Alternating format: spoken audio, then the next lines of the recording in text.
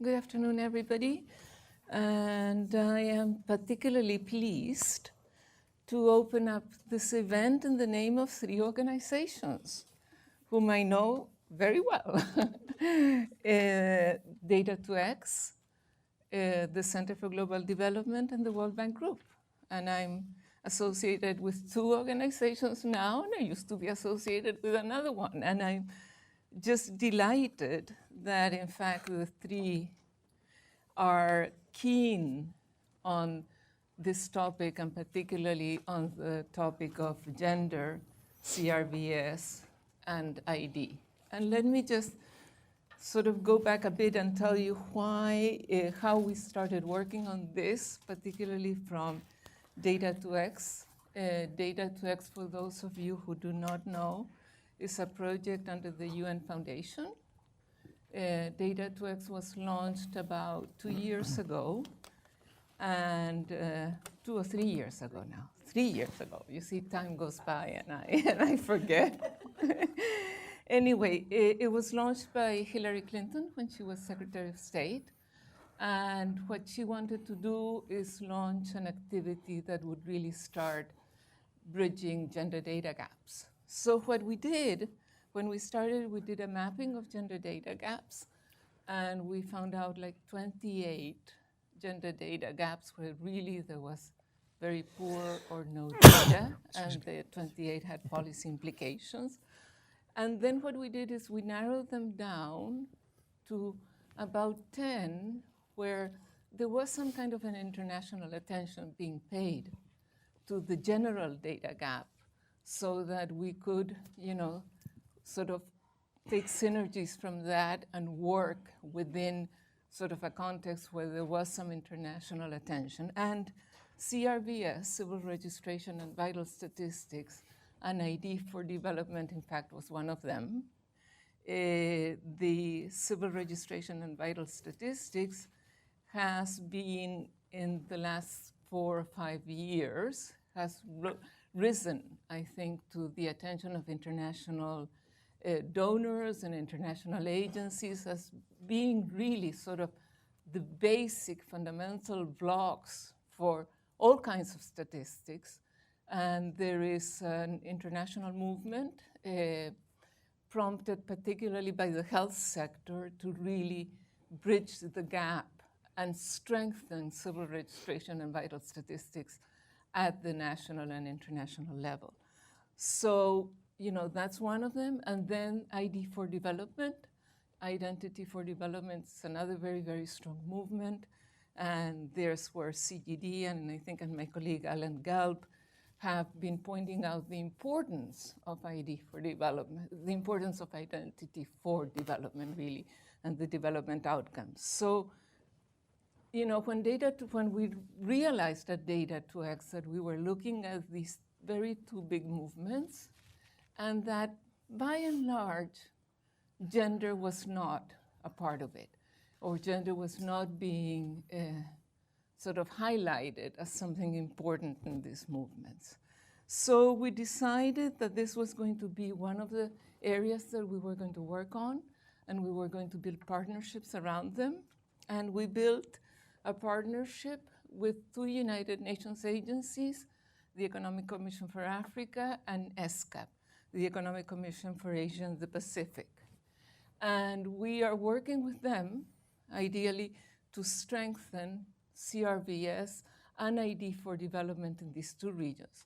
So to start, what we did is we commissioned work, background work, to analyze what was happening with civil registration and vital statistics and ID for development in these 2 regions, by basically doing analysis of existing data. And that is what we're going to be presenting today. And I'm very happy to introduce Jim Knowles, that is a consultant working for Data2X, and Jim has done an analysis of the mix and DHS surveys for Asia and the Pacific. Gayatri Kulwal is another consultant to Data2X, and unfortunately, she's sick today, so she's not here, But then Gayatri and Jim wrote a policy paper that Jim will be presenting. Ramesh Silva, Ramesh is a statistician and demographer at the United Nations Economic Commission and Social Commission for Western Asia. And while working on CRVS, we then discovered the work that Ramesh had been doing independently, and he will be presenting that work. So the way we're going to function in this first part of the program is we're going to hear both Jim and Ramesh presentations, then I will ask some questions and we'll open it to the audience, and then we will go to the second panel. I was just going to say, and fortunately I remembered, that we want this presentation and this discussion to really sort of go to a broader audience. So if you're tweeting, you can use hashtag gender data. And if you're not tweeting, start tweeting. So, okay, so with that, I think I've said everything that I needed to say. Good, okay. So, Jim, it's all yours. Okay. So, okay, there's a clicker here, I'm told, that I can. And maybe we should sit up yeah. down here. Okay, let's make sure this is working. Yeah. Well, good afternoon. My name is Jim Knowles, and I will be making this presentation, unfortunately, by myself, as Gayatri is unable to travel here today. The presentation and the paper that I think was distributed to you all is based on two separate studies that each of us conducted on gender issues in CRVS and access to adult identity documentation. The two papers have a common objective and focus, and both of them are based on DHS and mixed data. But the two studies are somewhat different in, as indicated on the slide. The first thing I'd like to talk about is to underline the importance of CRVS and access to adult identity documentation for women. And the bullet points up here outline at least some of the reasons for the importance of these matters for women. For instance, the first bullet stresses the value, as Myra indicated, of civil registration and vital statistics in terms of data. And in terms of gender, it's the only source of continuous data, for example, on maternal mortality that could be available in a country. Birth registration within CRVS has particular importance for women as not only as the gateway for obtaining other types of registration and documentation, but also, in many cases, at least potentially protecting them from early marriage and sexual trafficking, assuming that governments enforce their laws. Access to adult identity documentation is also very important for women because of the wide range of services and activities that such documents require.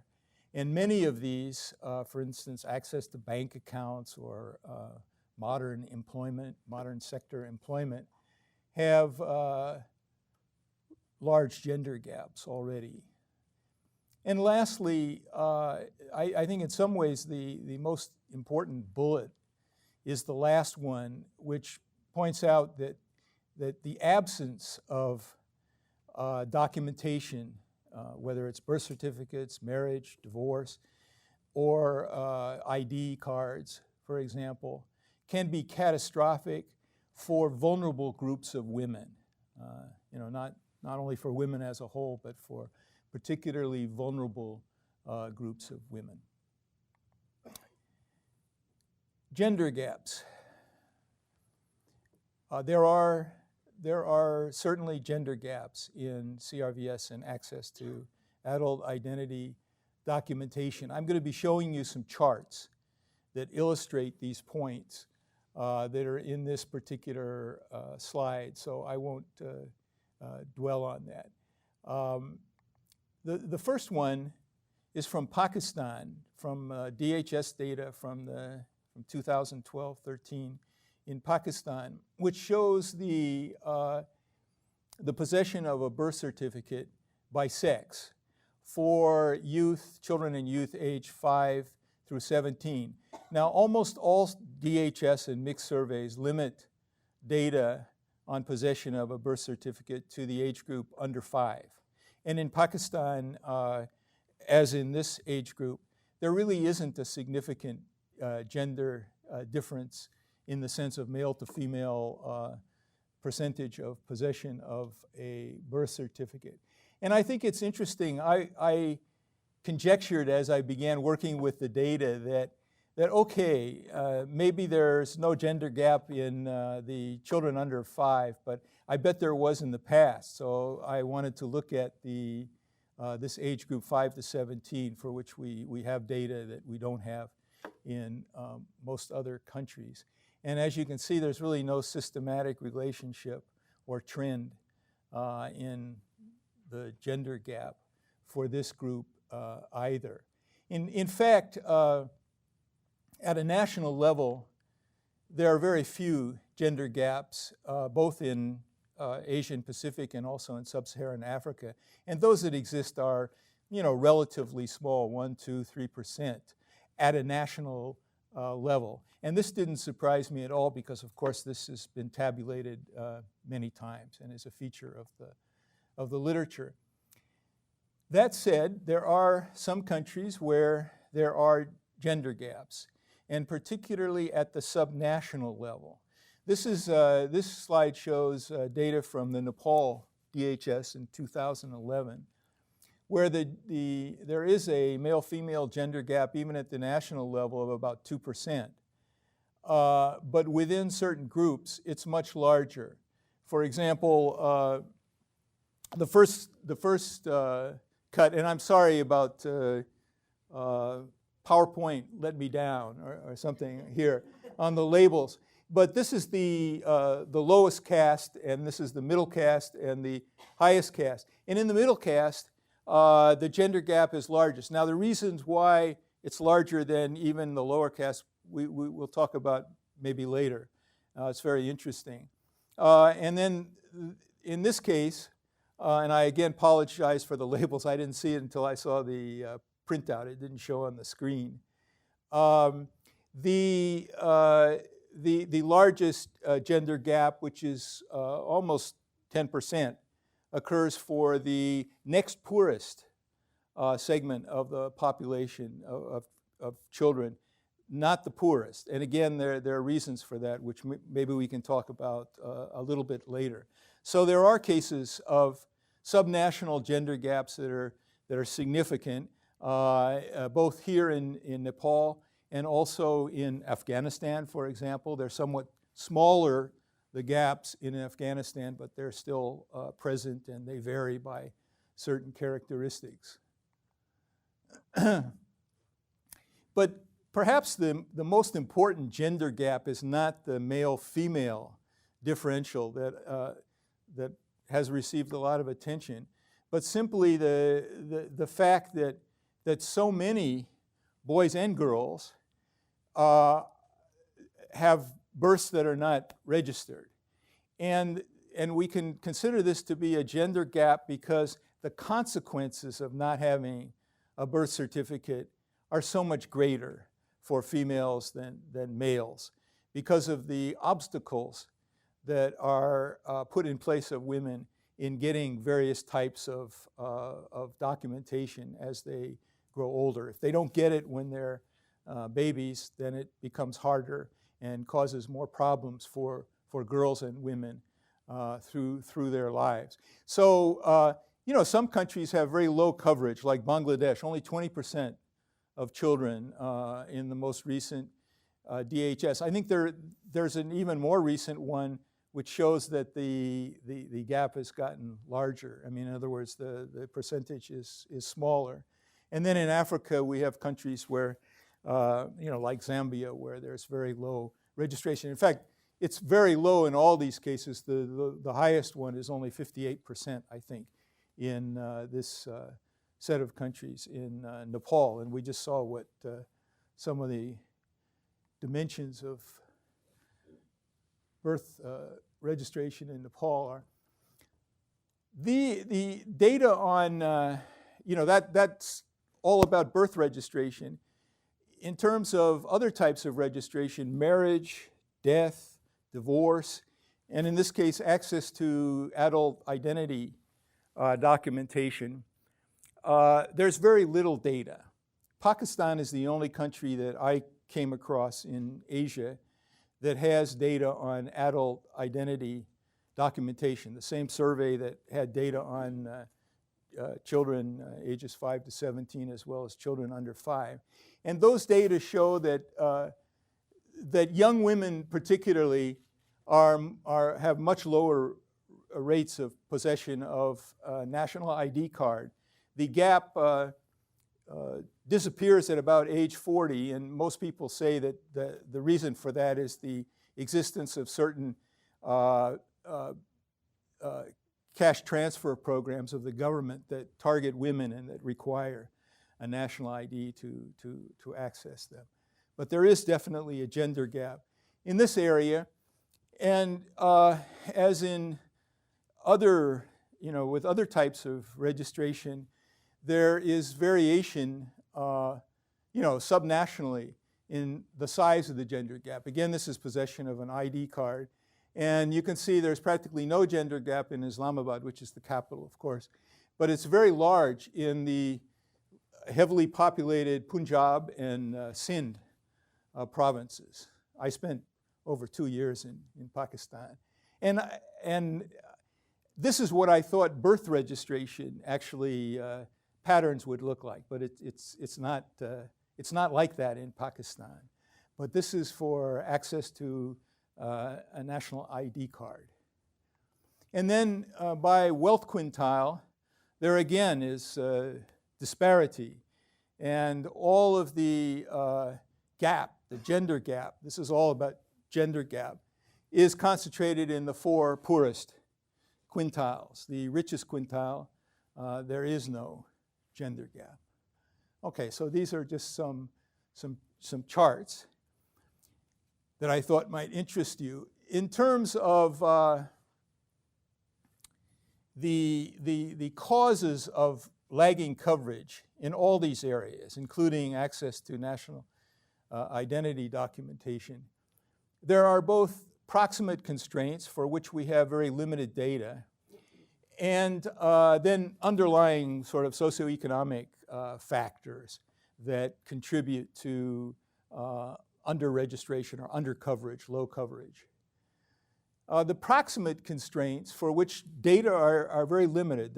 We don't have survey data in the mix in the DHS on many of these factors, so that most of this is based on qualitative data. Some of it collected in earlier rounds of the mix, for example, where they asked questions and obtained some qualitative data. But these are the factors that are identified in the literature as being most important, factors related actually to the process of obtaining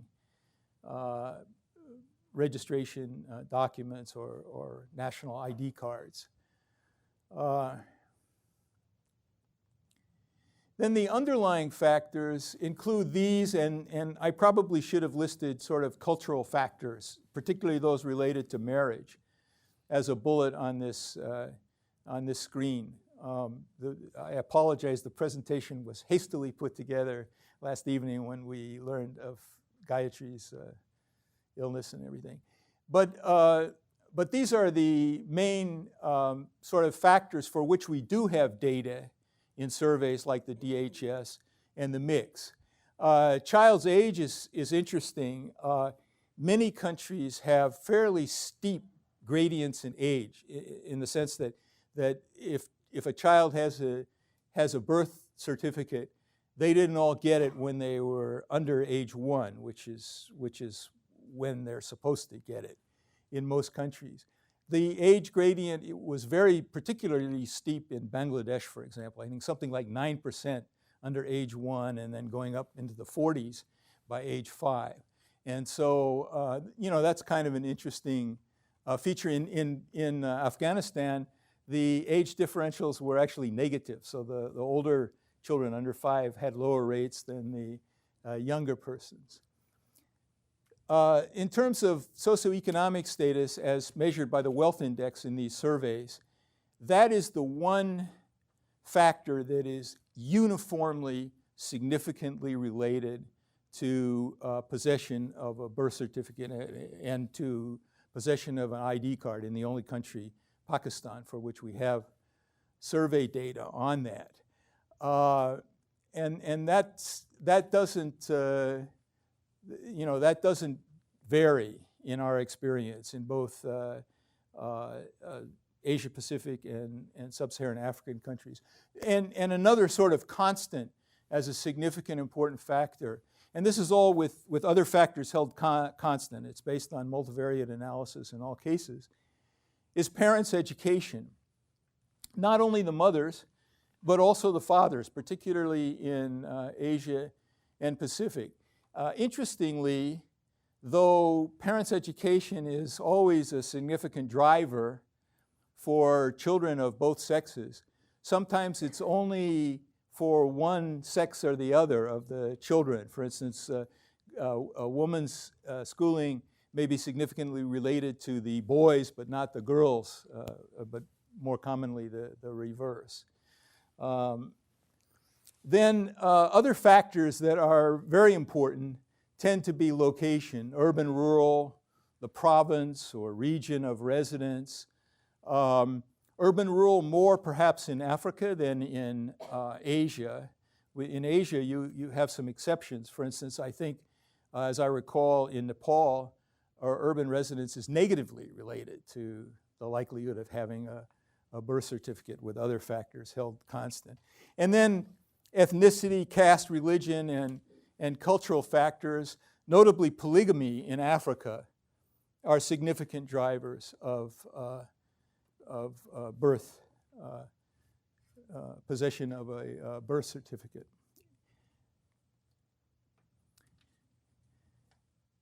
In our paper, we finish by with a set of recommendations. Basically, there are 3 main recommendations. The first one is that it's important to set priorities from a gender standpoint in CRVS and access to adult identity documentation.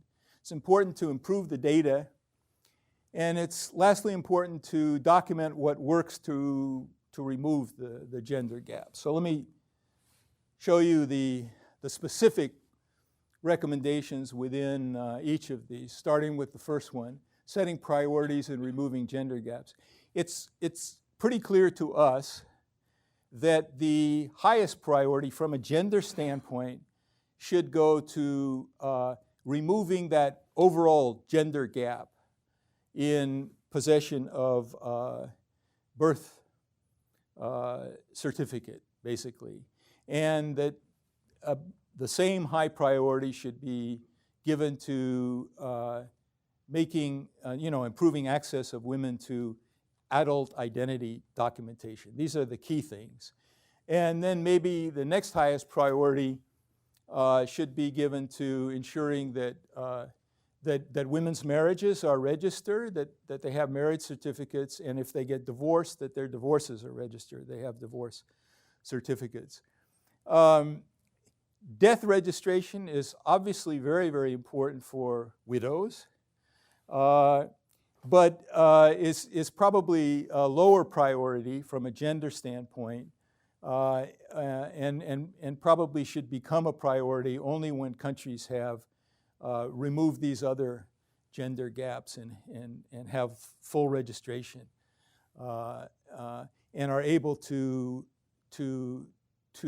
provide reliable underlying able to identify, I should say, underlying causes of death. And that's a real challenge in many of the countries that we study. In terms of improving the data,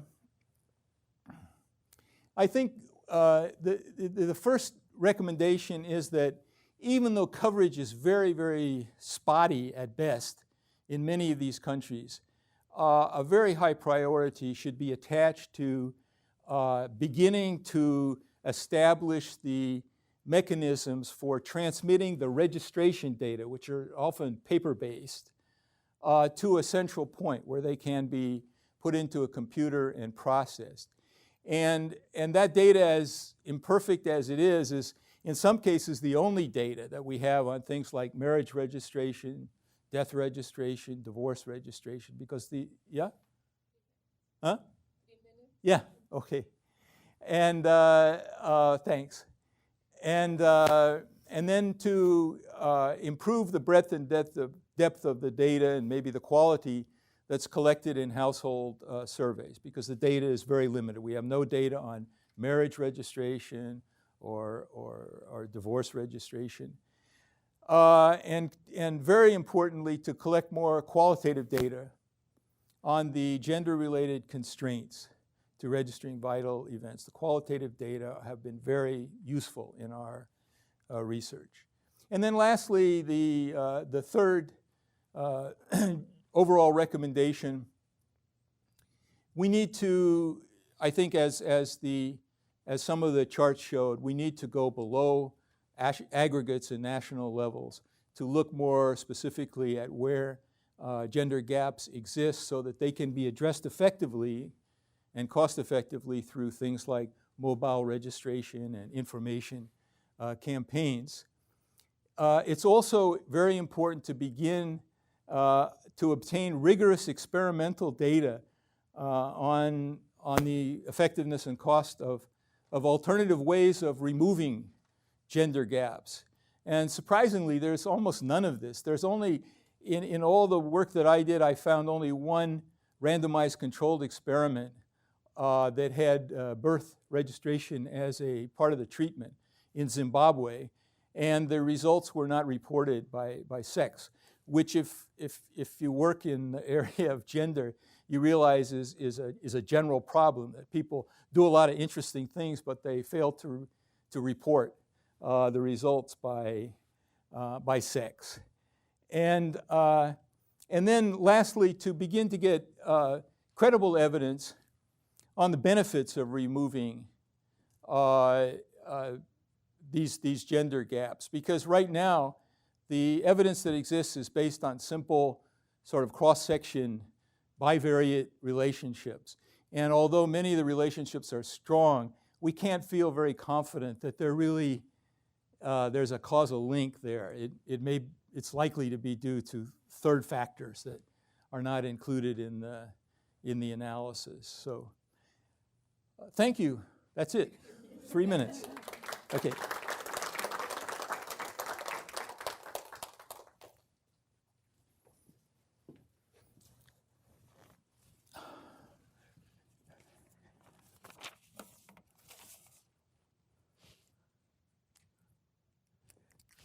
Great, so is this working?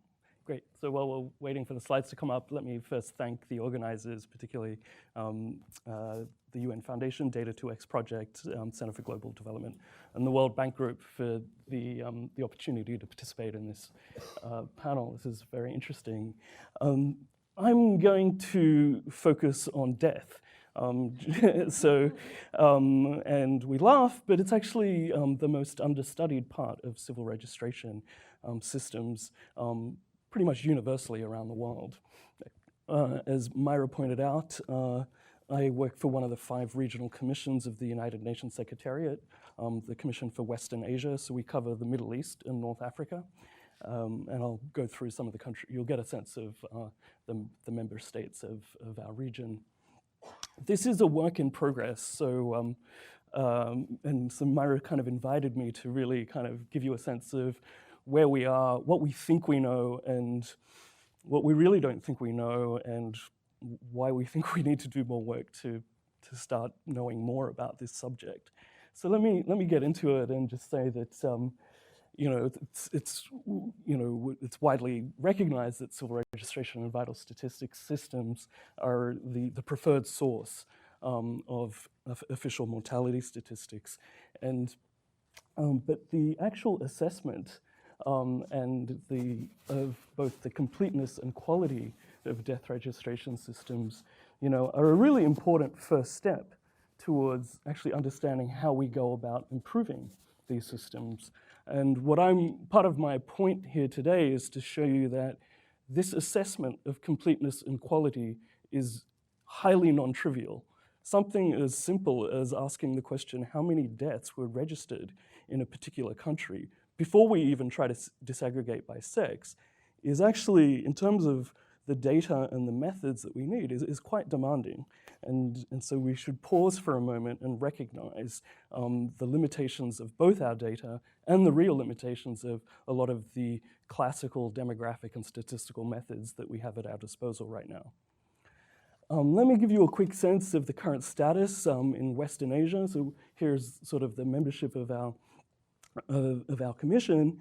And the take-home message from this, crazily colored slide is really to notice that based on the WHO's comprehensive assessments of civil registration and vital statistics systems in the region, the heavily, like the darker shadings, the reds and the oranges, show where we have what we consider dysfunctional and weak systems in places like Yemen and Sudan and Morocco, and those which are functional but highly inadequate in places like Saudi and Egypt.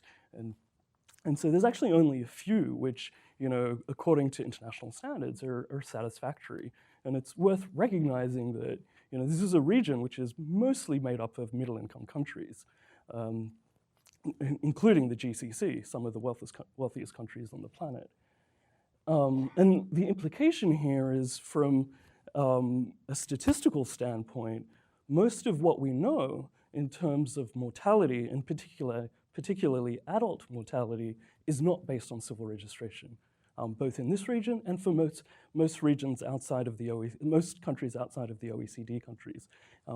Most of our understanding of adult mortality in these places is really model-based. It's based on either a model where we're making an inference from under 5 mortality, or some fairly spotty data on adult mortality from a household survey. Okay, so the issue here is that in these kind of situations, we have this sort of mortality and registration paradox. So these are two graphs. On the left-hand side, I'm showing under 5 mortality graphed against death registration completeness. And on the right-hand side, the adult mortality rate, the probability of dying between the ages of 15 and 60, mapped against death registration completeness. And the take-home message, first of all, is that you see, just amongst the 18 Western Asian member states of ESQA, there's quite a spread. We have like Morocco, Sudan, and Yemen, which have both high mortality, whether it's child or adult, and very, very low registration. And then, the GCC states, for example, which have relatively low mortality but high registration completeness. And then a bunch in between, places like Lebanon and Saudi, Tunisia, Iraq. So let's get into this a little bit more, in a little bit more detail. But I first want to pause and reflect on what the state of play is in terms of how we even report these, what one would think are basic statistics. So this is just a quick table from the UN Statistics Division of birth and death registration completeness. So if you went on the UNSD website, this is what you'd find. And we also can get this sort of data from the Institute of Health Metrics and Evaluation, or the World Bank Group, or the WHO. But the point I wanted to show you is a couple of things. First of all, none of these sources routinely disaggregate by sex. The only, if you look at any of these sources which, provide us with international comparisons, almost all the data is not disaggregated by sex. Secondly, we don't have much metadata in terms of what's the actual evaluation data which is used. How do we make these measurements of completeness? Is it against, what's the validation data source? Is it a survey? Is it a census? Is it some kind of record linkage study? What sort of methods are we using? There's a whole bunch of different methods, which I'll go into a minute. And even the years, it's not clear what we're referring to. Are these the years in which the survey or the validation data source was collected? Or is this just a reporting year which is inferred? It's very difficult to actually, if you sit and ponder these kinds of tables on the websites of many international organizations, including the United Nations, you start to, it's very hard to actually understand what they really mean. And there's a reason why this is, why that is. So I want to focus on Kuwait and Morocco today. And what we've done so far is we've tried to assess the completeness and quality of death registration in Kuwait and Morocco. And I wanted to focus particularly on these two places because this is one of the highest income countries in Western Asia and one of the much lower income countries. One which is essentially a fully urban population versus one which has a substantial rural population. And we want to focus on, of course, sex differences given the focus of Data 2X. And we'll measure completeness focused on adults. On deaths, between the ages of 15 and 60. And this is pretty important, in these parts of the world because, most mortality, is actually occurring in adult ages. Most of these places are places which have fairly low child mortality. And then when I talk about death registration quality, what I'll be referring to is whether the age, sex, geographic or temporal patterns in the registration data are either internally consistent or externally consistent with alternative data sources. And I'll give you a sense of what I mean as we go through. And of course, the broader aim here is to try to understand what are the deficiencies in death registration and what are the implications if we're in the business of trying to improve things like CRVS systems and ID management systems. So Jim's already done a great job, of telling us about number one, where you have these self-reported measures from household surveys about birth registration completeness and death registration completeness. As we know, MICS and DHS focus mostly on, almost exclusively on child deaths. So we actually get very little, we don't get any information about completeness of adult death registration from most of the international survey programs. We can also measure it by looking at comparing registered deaths to what you might say are expected deaths. So you could estimate the crude mortality rate and multiply it by the population and get what you'd expect, the number of expected deaths, and compare that to how many deaths were actually registered by the CRVS system. And that's the most common way for many parts of the world to do this. What I'm going to focus on are what are called indirect methods, where you're basically playing a game of looking at the consistency between the registered deaths and the censuses which which dovetail the registered deaths. So you could have census at time 1 and census at time 2, and you're looking at the population dynamics compared to the pattern of registered deaths in between the two censuses. And I'll get more into that. And then there's a fourth method, which I think Jim alluded to very quickly, of actually doing record by record linkage between the civil registration system and some other system. It could be a voter registration system or the ID system or something like that. Right. So as I just mentioned a moment ago, the basic idea here is to use the two censuses, and in this case, we're focusing on Kuwait and Morocco, So we're looking at, for example, in the case of Morocco, the census in 1994 and the census in 2004, and then comparing what we can learn about the age-sex distribution, which we observe in these two censuses, and how that maps to the actual registered deaths in between. And to do this, and so there's a bunch of assumptions behind this.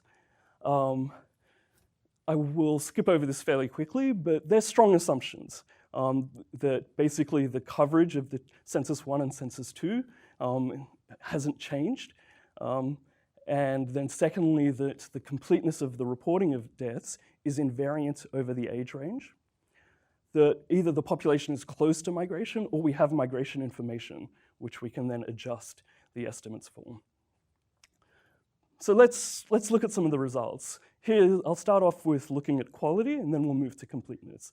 So this is the age ratio. So what we're doing is for each of these age groups, up to about age 75, we're looking at twice the size of the number of deaths in a 5-year age group and dividing them by the two neighboring age groups in terms of the number of deaths. So what we'd expect to see is lines sort of bouncing up and down around 1.0. And the blue is male and the green is female, right? And so you kind of see that in Morocco. There's a little bit of concentration of more early mortality around age 15 to 19 or so. But that's nothing compared to this very, very high concentration of reported deaths in Kuwait in the early age groups. And then similarly, we do a quick check and look at the sex ratio at death, and where the sex ratio is defined as the number of males per 100 females, right? And so and the red line is showing that if there was an equal number of male deaths per 100 female deaths across the age range, we don't actually expect to see that because there's a long literature on what contemporary mortality looks like in human populations, and we know that in most populations there is a female mortality advantage.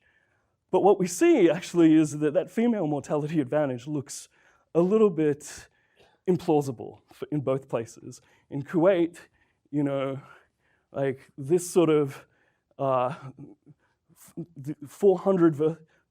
ratio of 400 male deaths to 100 male deaths in the age group of 20 to 24 or so is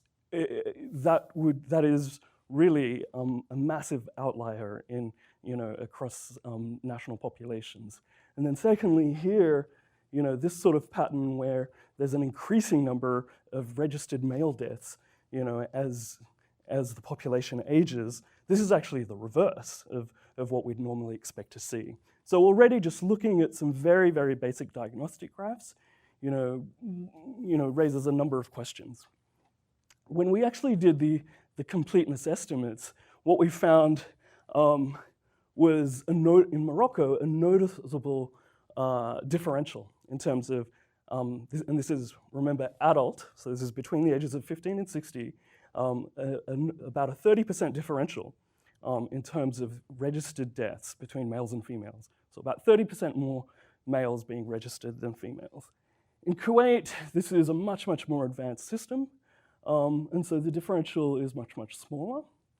But what we think is it's very focused in that particular part of the age range of young adults. And so, let's see. Oh, before I talk about that, let me spend 4 minutes digging a little bit deeper so that we can get into more discussion later on. But what's going on here? So first of all, what we'd really like to see in both graphs is, both the blue and the green lines bouncing around between 90 and 100. That would basically mean that death registration is between 90 and 100% complete. What we see actually is and the solid line versus the dotted line, these are just two different estimation methods. The point is to just show that whichever estimation method you choose in Morocco, there's just a wide differential, and it doesn't really matter. There's a wide gap there. Why? Well, so we have hypotheses and preliminary findings about this. Basically, what we know is that death registration is actually fairly regulated in urban areas of Morocco, particularly in large cities like Rabat, for example. It's very hard to die and for your death not to be registered. Because actually in urban Morocco, like in most parts of the industrialized world, in order to bury in a burial ground or a cemetery, you need a burial permit. And in order to get a burial permit, you need a death certificate. And this is very, very strongly regulated. And we know from a lot of experience and looking at data over the last 50 years that this is one of the strongest predictors of complete death registration systems. So that's not really the case in rural Morocco, though. People bury pretty much wherever they want. They don't really need, a burial permit. They certainly won't go and, travel, several, 100 kilometers to go and get a death certificate. But then we have to ask the question, well, why is there a differential between males and females? And our understanding from talking to colleagues in Morocco and others who've been studying this situation is really that, this is tightly tied to the family code in Morocco, which both in terms of law and practice emphasizes male or patrilineal inheritance of assets and property. And so if you're living in rural Morocco, right, and an adult female dies in your household, there's very little economic incentive for you to go and register that death. Whereas if an adult male in the household dies, there's a huge incentive because that's tied to actually securitizing any assets or property in terms of making sure that they can be transferred legally to those who are due to inherit. And then in Kuwait, I'll just mention that this is a puzzle which we know less about, but we have some things look strange here. If you look at the estimated adult mortality rate, the sex ratio of the male adult mortality rate divided by the adult female mortality rate in Kuwait, it's about, based on just the civil registration data, it's about 1.55. Now, at the UN, our estimates, which are based on a whole bunch of different data sources, we estimate that sex ratio to be about 1.35. And so that differential implies that the death registration data in Kuwait is about overstating the female mortality advantage in Kuwait by around 15 to 20%. And so why do we worry about that? Because you could argue, well, Kuwait is really wealthy, it's a low mortality country, their registration system isn't too bad. We worry about it because it has huge implications in terms of how we use this data, right? We know that a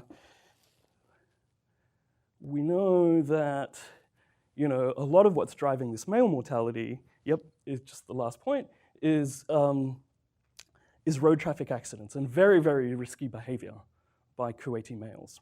Oh, I forgot to mention in my rush to get through these slides that the analysis in Kuwait only focuses on the national population. For reasons we can get into in the Q&A, we had to exclude the non-national population. But then we have to ask, well, if this implies an under-registration of female deaths, where are those female deaths, and what's happening to those females? Are they similarly these kinds of accidental injuries, or is it an under-registration of maternal mortality, or is it a systematic under-registration out here of mortality due to non-communicable diseases? Those three different reasons imply very, very different health policy and practice implications. And so if we think about civil registration and ID systems as an important driver of equity, we should worry a lot about this. Maybe I'll stop there. since I see Myra getting up.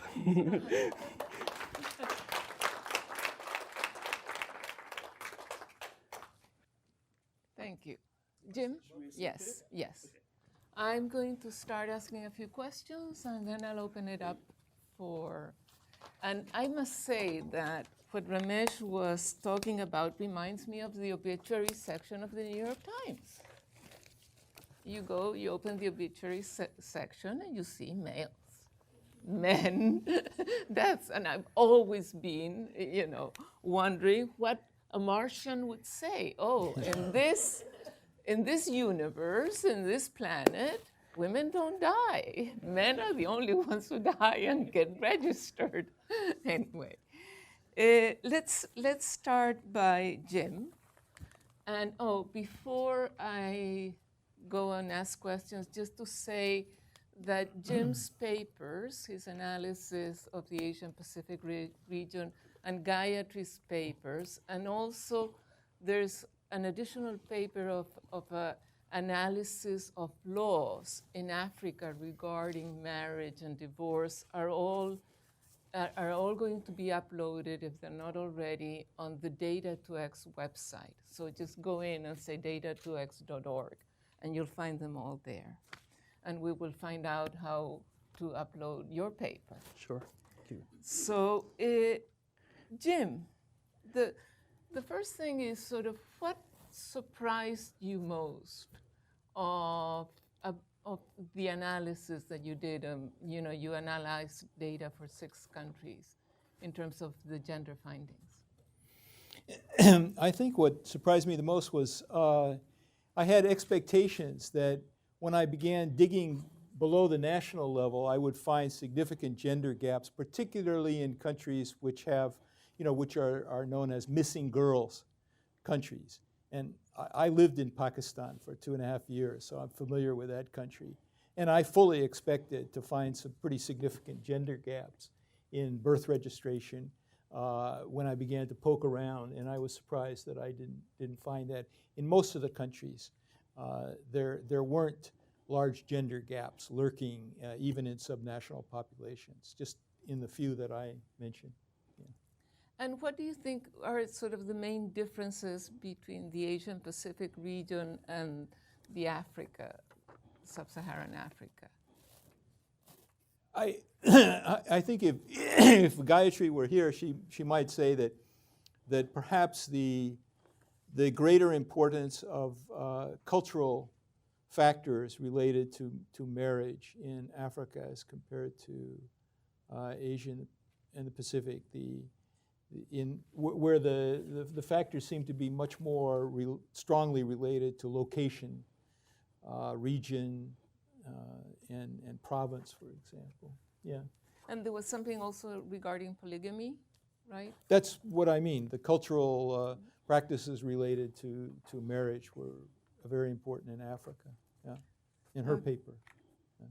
Yeah, and interestingly, if you go and read the paper on laws regarding marriage and divorce in Africa, polygamy is excluded, is an exclusion, and you cannot register a marriage if it is polygamous in a number of countries.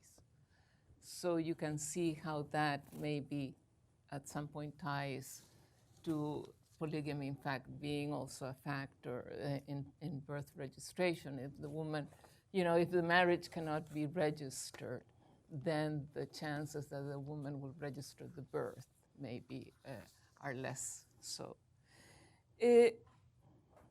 Ramesh, what's the importance of this, of these differentials in death registration, aside from the fact, that they're not going to come out in the New York Times? Well, they're certainly not going to come out in the New York Times. As I mentioned in the first part of the presentation, demographers widely recognize vital registration as the highest quality source of making mortality estimates. And mortality estimates are really important in terms of health policy and practice decision making. And so if we have these kinds of sex differentials in vital registration. In most of the vital registrations, in a number of vital registration systems around the world. And if our main sort of international and national survey programs don't actually collect mortality data on adults, they focus on child mortality and a particular part of female mortality, maternal mortality, or pregnancy-related mortality. It means that we actually, our evidence base in terms of sex differentials in mortality and health outcomes are largely model-based. And in high-income countries, the way we verify those kinds of models is using high-quality vital registration data. So we should be very, very careful, when we try to draw conclusions from places where we don't have good vital registration data, particularly when, in terms of the different implications for female mortality versus male mortality in health. Where are you going to go next with this kind of research? Yeah, thanks. So a couple of things. So first of all, as you noted from the data, in Morocco, we're looking at these estimates we were looking at the period between 1994 and 2004. So this is somewhat old data. And in Kuwait, we were looking at a more recent period. I think it was 2005 to 2011 or something like that. So in Morocco, we now have data available they just recently completed a 2014 census. So we can replicate this study for the more recent decade up to 2014. And this is actually particularly important for a reason I alluded to earlier. The government of Morocco recently reformed the Moroccan Family Code, and it made substantial revisions in terms of equalizing property ownership, for males and females within marriage, eliminating, references to husbands as the head of household by default. And so, by now analyzing, data from 2004 to 2014, there's a possibility to try to understand what has been the impact of the Moroccan Family Code reforms. But there's the law of the land, but then there's also practices on the ground, and then there's perceptions within the community. And so I think there's another area which we need to work on, which is, coupling this kind of data and analysis with sort of ethnographic work and qualitative work, perhaps even, a larger scale survey in rural areas, to try to understand where are the bottlenecks and limitations in the death registration process, particularly for, if you're a female versus a male. And then secondly, what are the different perceptions, of the importance and the difficulty of death registration in rural Morocco? We know very little about this, and so to assume that the law will magically change the situation on the ground, I think, is a bold one. And so I think we also need to incorporate the possible effect of, changes in perceptions and changes in both bureaucratic processes and administrative processes on the ground. Jim, you said something, and I think, Ramesh, you showed it in your graphs, this issue that data does not get sex disaggregated. Right. And, for some people like me who have been working on this area for many, many years, it's really an enduring problem. Can you sort of say a bit more about it, and what would you recommend doing? Well, it's something that I became aware of working on the roadmap with you, where there were so many studies that I looked at, high quality studies, many of them conducted by women. And there was no gender specific reporting of the effects in these experiments and things. So it's a general problem. And the researchers often say, well, we did our power calculations and we didn't assume that we were going to be doing gender specific estimates and that sort of thing. But it's a general problem that a lot of research is being done but without reporting on or even looking at gender-specific effects. Yeah, it's a big problem. Ramesh, do you want to add to that? Or? Yeah, I think one of the things which there's a big limitation, right, in terms of the availability of sex disaggregated data. And this is actually part of a larger problem that there's a lot of data which is collected by official statistical systems in low and middle income countries, which do not make their way into the official statistical, evidence that's available to researchers and to, policymakers around the world. And so there's actually a key capacity limitation in a number of parts of the world, and including in the Middle East and North Africa, in actually being able to process, tabulate, and evaluate the quality of these data. And this points to this issue of, there's a larger debate going on about, with the 2030 development agenda, we should be, spurring this agenda along through a data revolution. And there's a lot of talk about, the need to collect more data and to use new technologies and handheld devices. And this is important, but there's also a huge need to process and report existing data. And one of the problems that we have with civil registration and vital statistics is a very thin evidence base, partly because there's been very little investment over the last 40 years or so in civil registration and vital statistics systems. We simply don't know what works and what doesn't work. Now, we could learn a lot more by just processing data from the last 30 or 40 years. So I think that's a huge issue which now needs a lot more effort and focus by the international community. There's no point in producing more data if it's not going to be used. Yeah. Let me open it up to questions from the audience, and if you can introduce yourself, and we'll take a couple of questions or so. Yes. I'm Lisa Hanmer from the World Bank, and thank you very much for both presentations.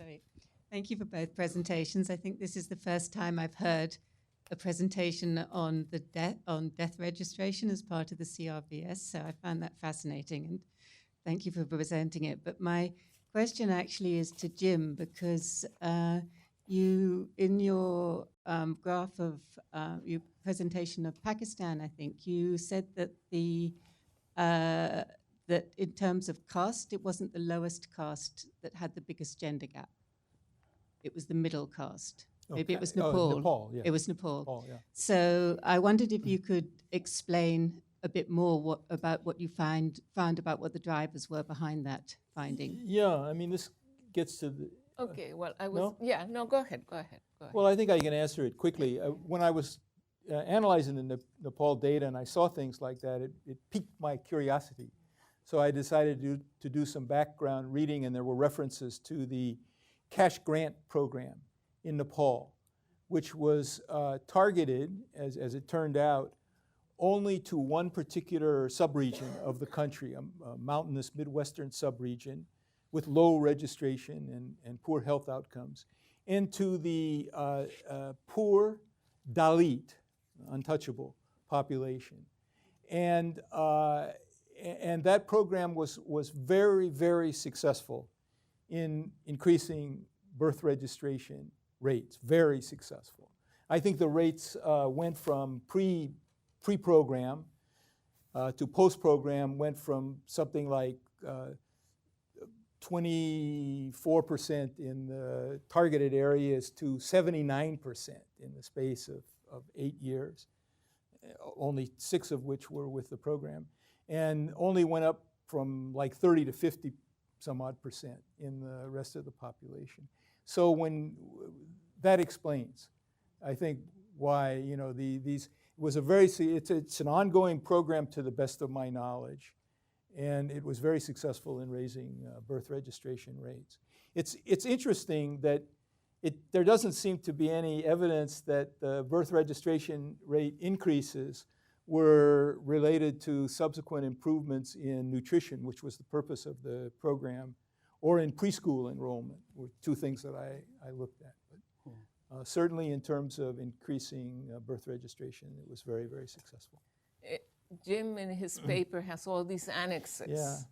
And there's a wonderful annex about the work that he did, the analysis that he did in Nepal to look at this. So go ahead and read it. Yes, we'll take Zanim and your.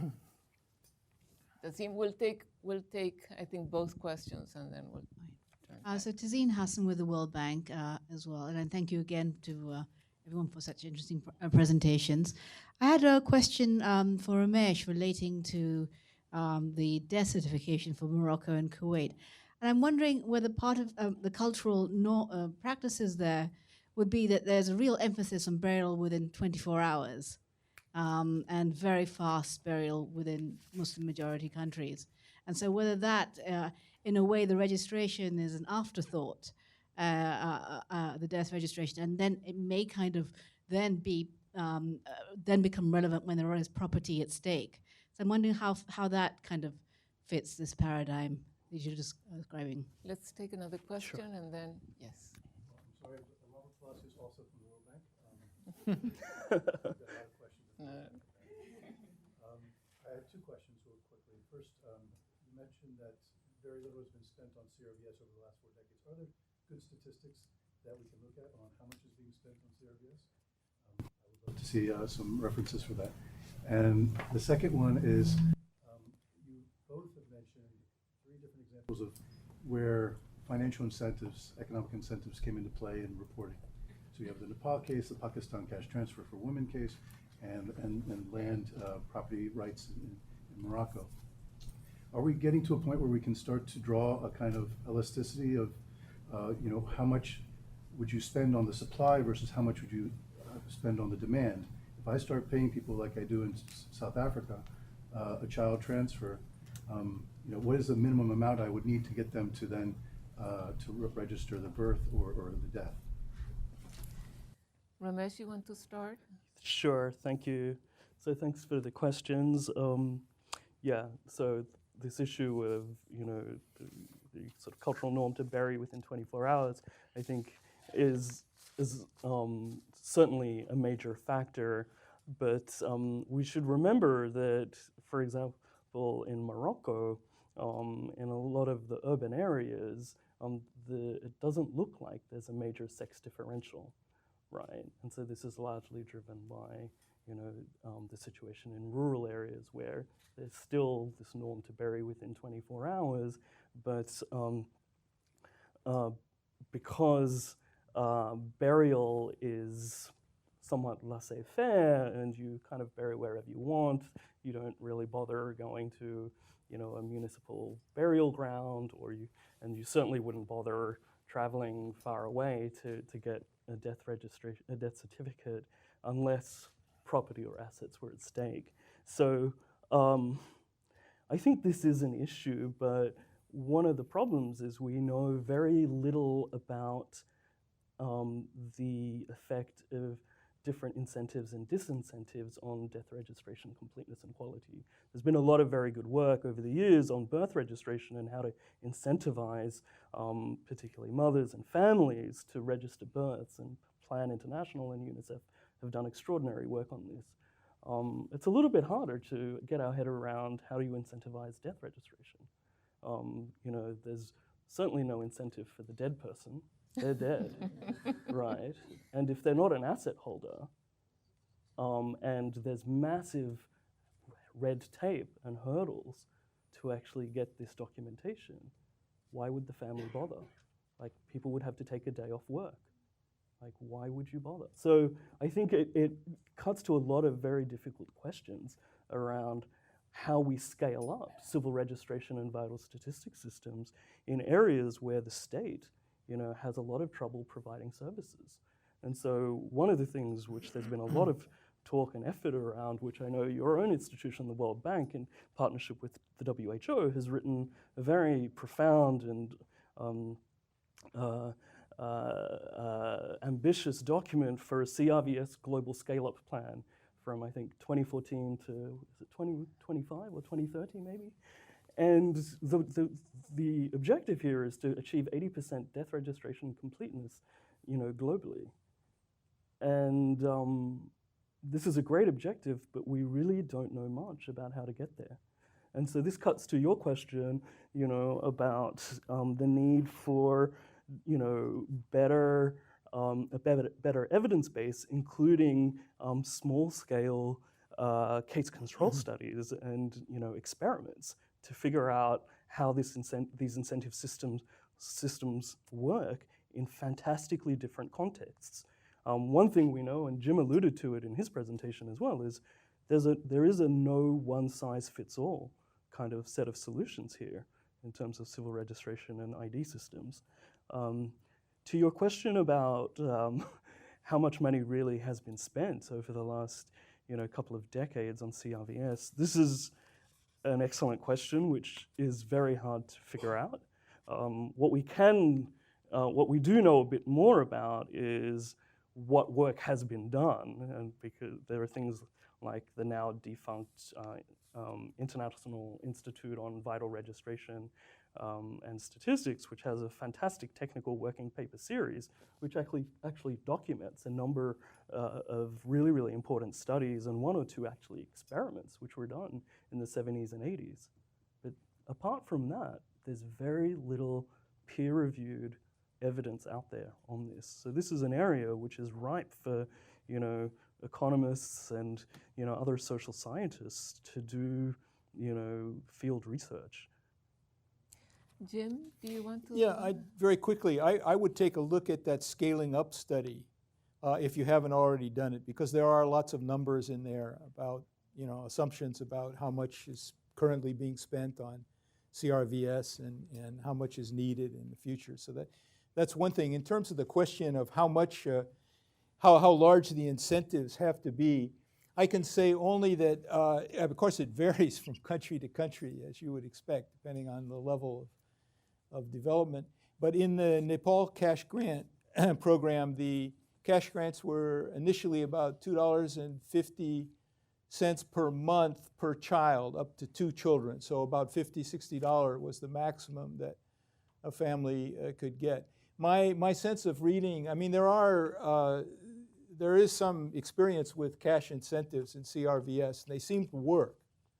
That the incentives are not huge, and I've actually seen some reference to the use of cash incentives for death registration in Asia. I have the impression Philippines, but maybe it was somewhere else. So, yeah. Any more questions? Yes. And Alan, take these other 2 questions. Very much. I'm also from the World Bank. My name is Maletela Duanekhas. Thanks very much for the 2 presentations, and I have some questions for Jim as well as for Romesh. The first one is generally on the analysis of civil registration data itself, because from Jim's analysis, it's based on survey data to explain what we see in civil registration. There has been investments in CRVS for quite a while, and to what extent are we using that kind of information to actually inform the work that we do? Because the reliance is still on survey or census data. My other question is also on the interpretation of birth certificate, possession of a birth certificate versus the actual registration. Because in some cases, you'd find that you might register a birth, but getting a certificate is a completely different process, which may sometimes involve paying for that kind of service. Anyway, I have several questions, but maybe the others I'll take later on.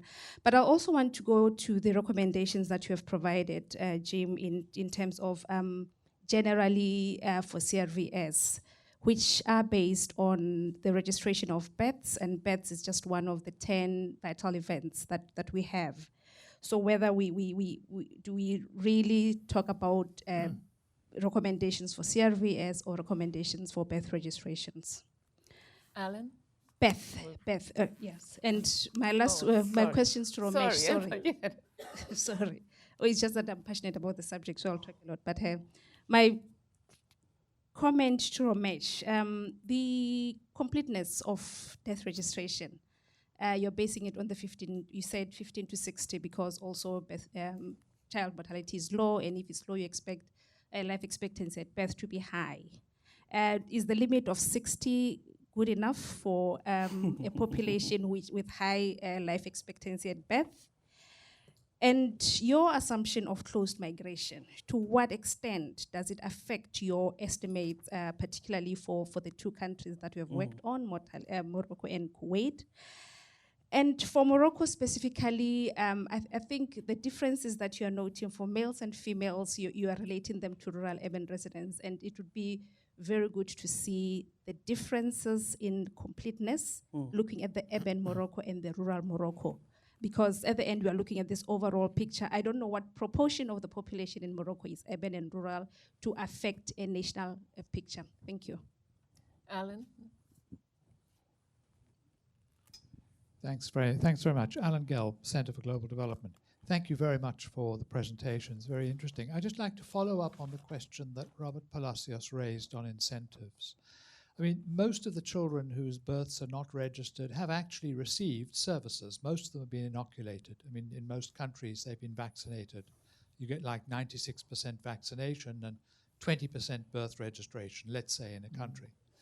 And then you have grants. And so one question is, you know, when you think about making birth registration conditional for the provision of a grant or a service, do you see any risk that this then acts as a barrier towards receiving the service?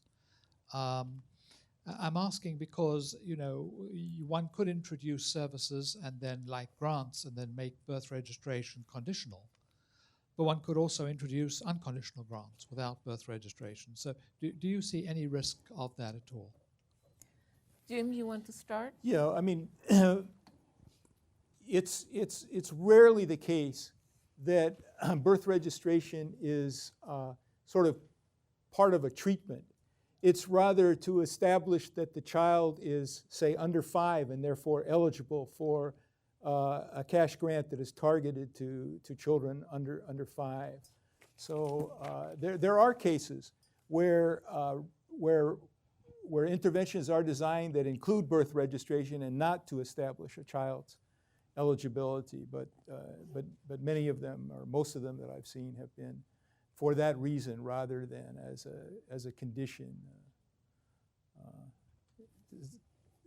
Does that answer your question? Or? Well, I was really asking how far you would advocate pushing incentives. In other words, when you have a program of incentives, and then you have the possibility that making it conditional upon birth registration, does that run any risk of limiting the spread of that program? I mean, I think one has to distinguish between incentives that are given for a broader purpose or incentives that are given specifically to encourage birth registration.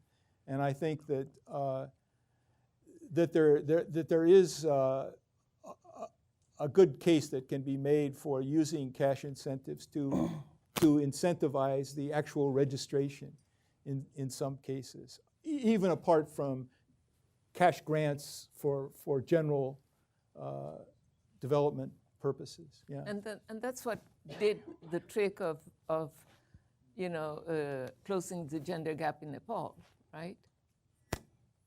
The incentive for registration. Well, it was just a condition to establish that the child was eligible to receive the cash grant because it was. But it was very effective in closing the gender gap. Yes. Yeah. Yes. It's an indirect. Sometimes I refer to that as sort of an indirect incentive. It's not intended to produce that result, but because it's part of the treatment, it happens. Ramesh? Yeah, thanks, Malatela, for your 4 really interesting questions. I think, let me make a quick editorial comment on birth registration completeness statistics, which I think you're alluding to rather. One is this issue of our heavy reliance on survey data to make the measurement of completeness, and that.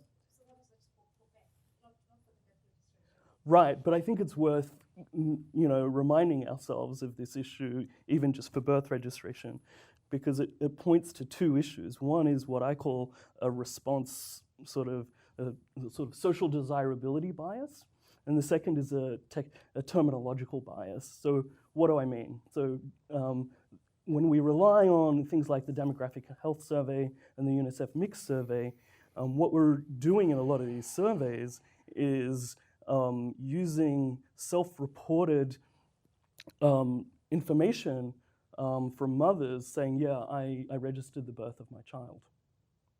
And we need to understand the context of this, that UNICEF and Plan and others have been doing really, really important work to create a social atmosphere around the world that part of being a responsible parent is registering your child's birth.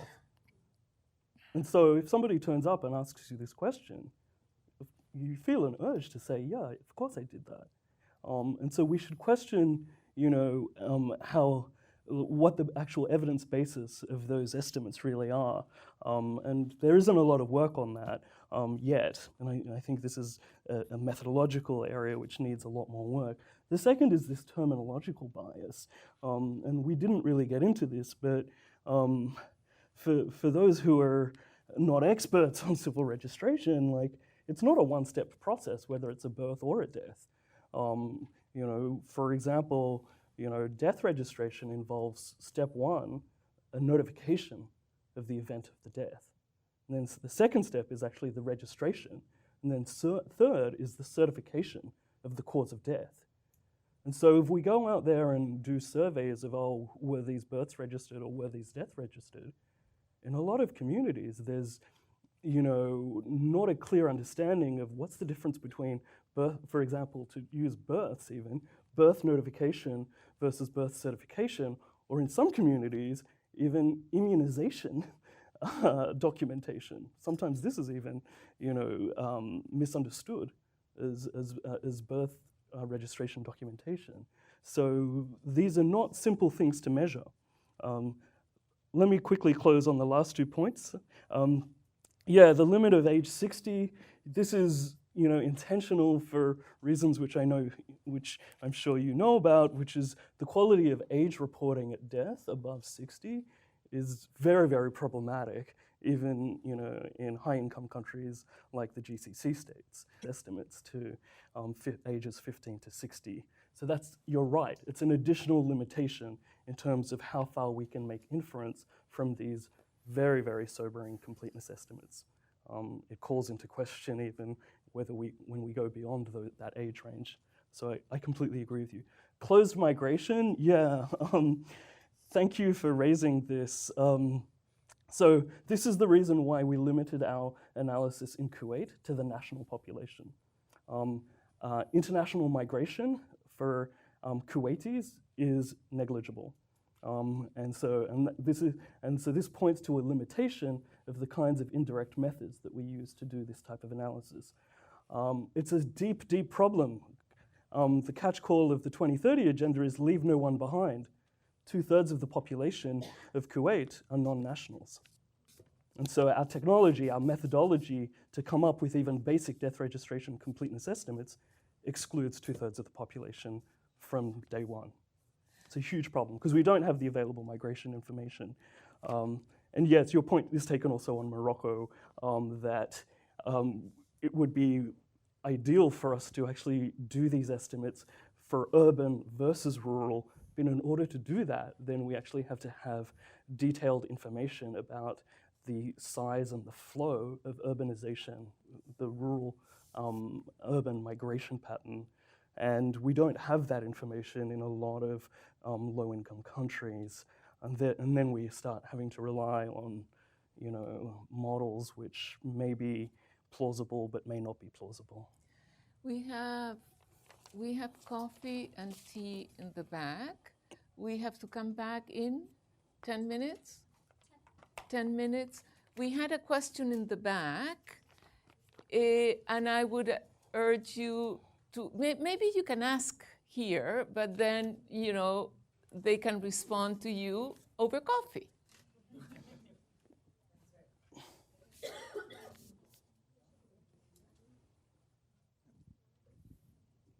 very much.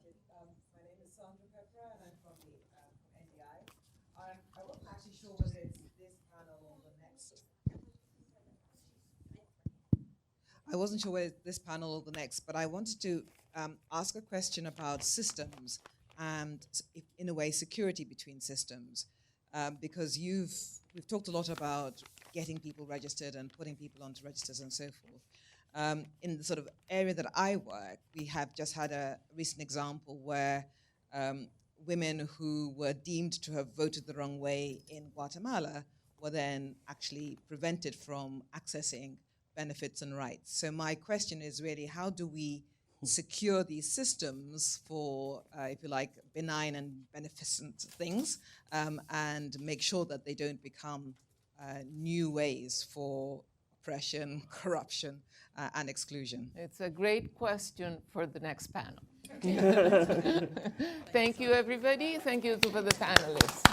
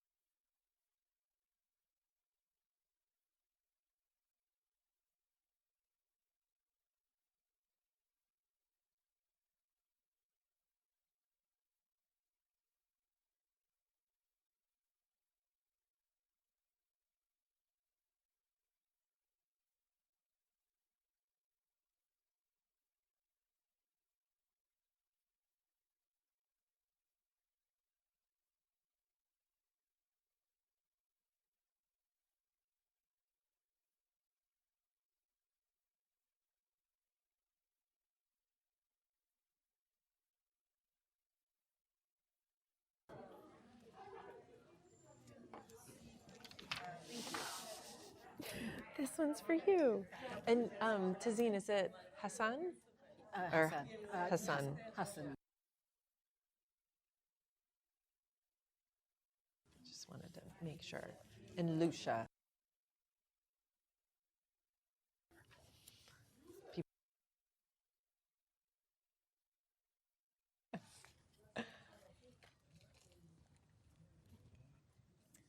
Great. I think we have everyone mostly back. Give them one more minute to come inside. They're going to switch it on. Can I start? Okay.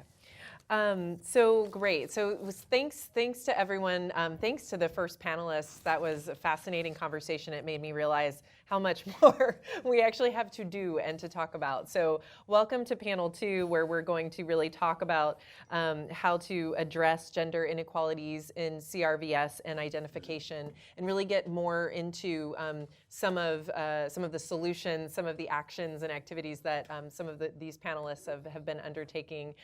First, I'll introduce myself. My name is Emily Corey Pryor, and I lead Data2X, which is, as Myra said, based at the UN Foundation. And we're really, an entity that is working quite hard to promote this topic of gender data and a gender data revolution, and kind of thinking differently about how we collect data and for what purpose, and what practical advances that can mean for women and girls, for gender equality and women's empowerment. And so I have an amazing group of panelists with me here. I have sitting next to me Tazeen Hassan, Senior Legal Specialist for Gender and Development at the World Bank Group, and she is one of the leaders of the Women, Business, and the Law study, which we will talk more about. I have Lucia Hanmer, who is lead economist in gender and development at the World Bank Group. We're very well represented by the World Bank, and grateful for all that you do. And then lastly, but certainly not leastly, because we can't have an all-female panel, right? It goes both ways when you're talking about gender equality. No all-male panels, no all-female panels. And a token male. Yes, but no token. The inimitable Alan Gelb, who is Senior Fellow and Director of Studies at the Center for Global Development. So thanks to all three of you for making the time, and we'll just dive right in. So I'm actually going to start in the middle with Lucia.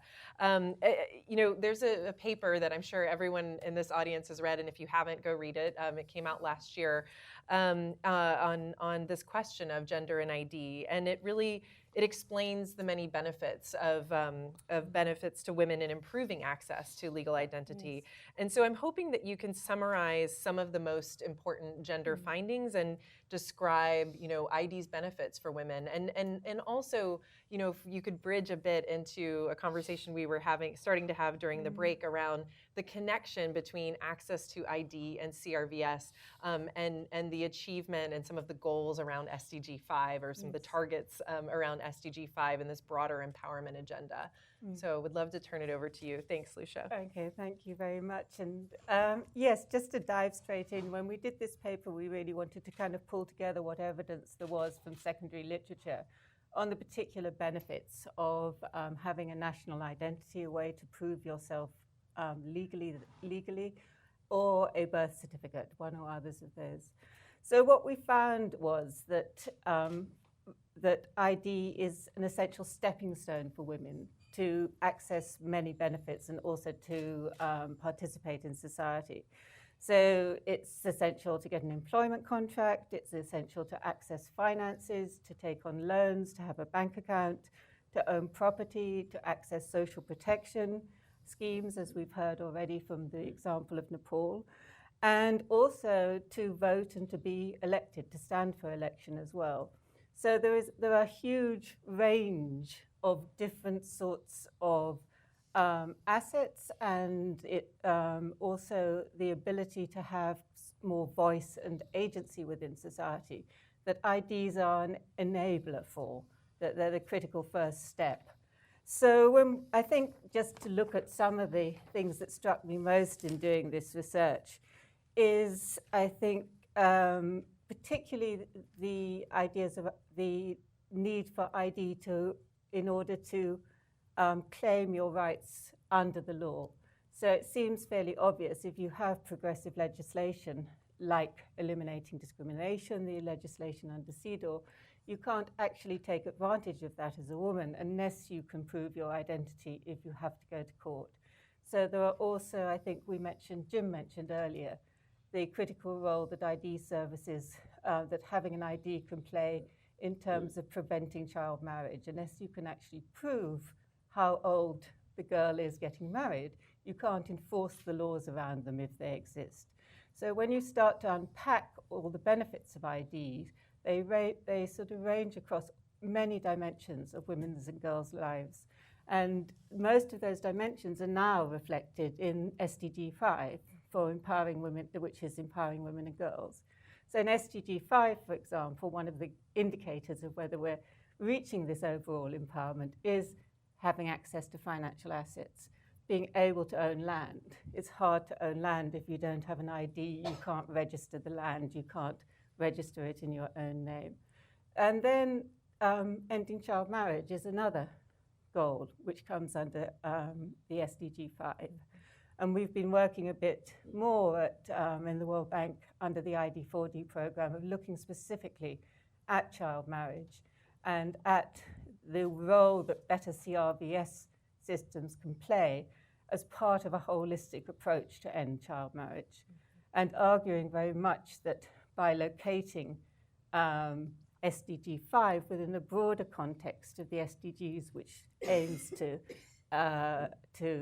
give women legal identities and to strengthen CRVS systems, this is an advantage in terms of meeting that goal.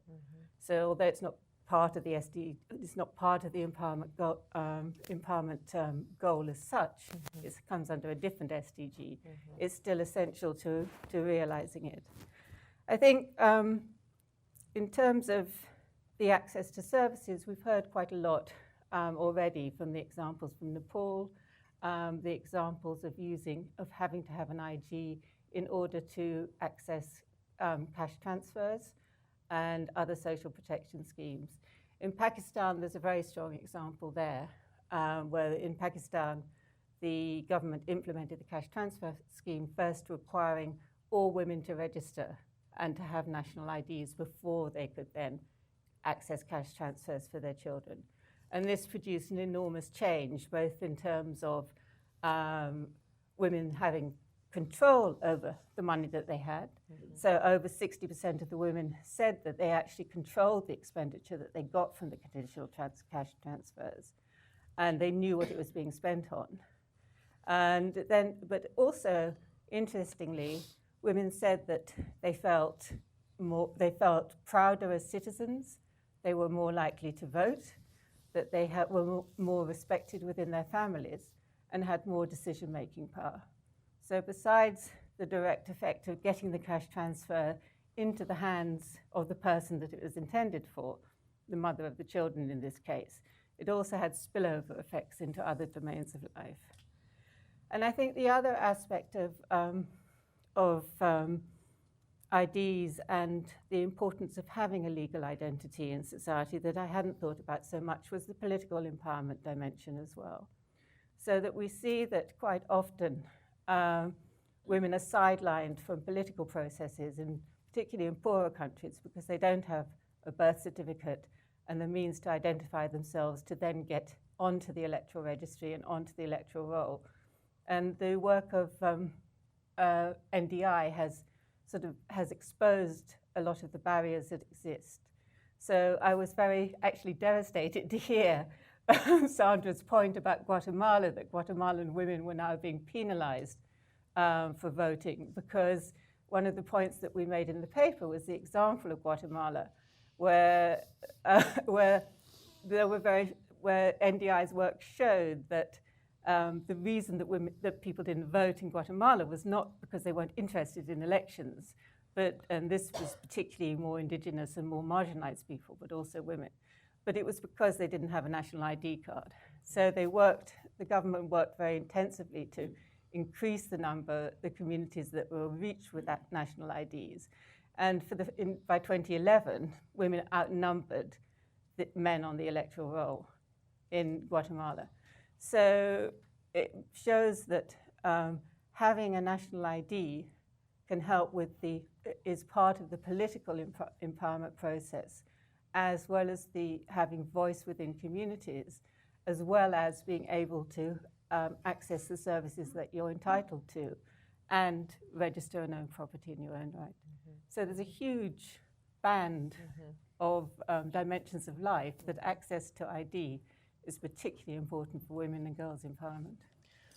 Thank you for that. And I mean, as a follow-up, I have two more questions, and then I'll go to the other panelists. But you know, one question I just want to put it out there. It might be a little bit controversial, but I'm very intrigued by, you know, we talked in the beginning in the first panel a lot about civil registration and vital statistics, and certainly the ID question and the topic came out. But you know, what I've observed is that there's a bit of there's the CRVS field and there is an ID field, and the two sometimes overlap, but they don't always overlap. And we probably don't have time to diagnose why all of that is, but what I'm really curious, given your work on, you know, in this paper on legal ID and on gender, but also, you know, just your experience, I'm sure, of CRVS systems as well, is, you know, is CRVS a gateway to ID? I mean, I think we're sort of talking about them as if they are connected, but sometimes they're not. Should one be a gateway to the other? Or is there a supposition in the field that maybe ID should supplant CRVS systems altogether? I mean, I think there's a very kind of tricky question in there, and I'd be very curious in your perspective on that, and actually the other two panelists as well. But we'll start with you.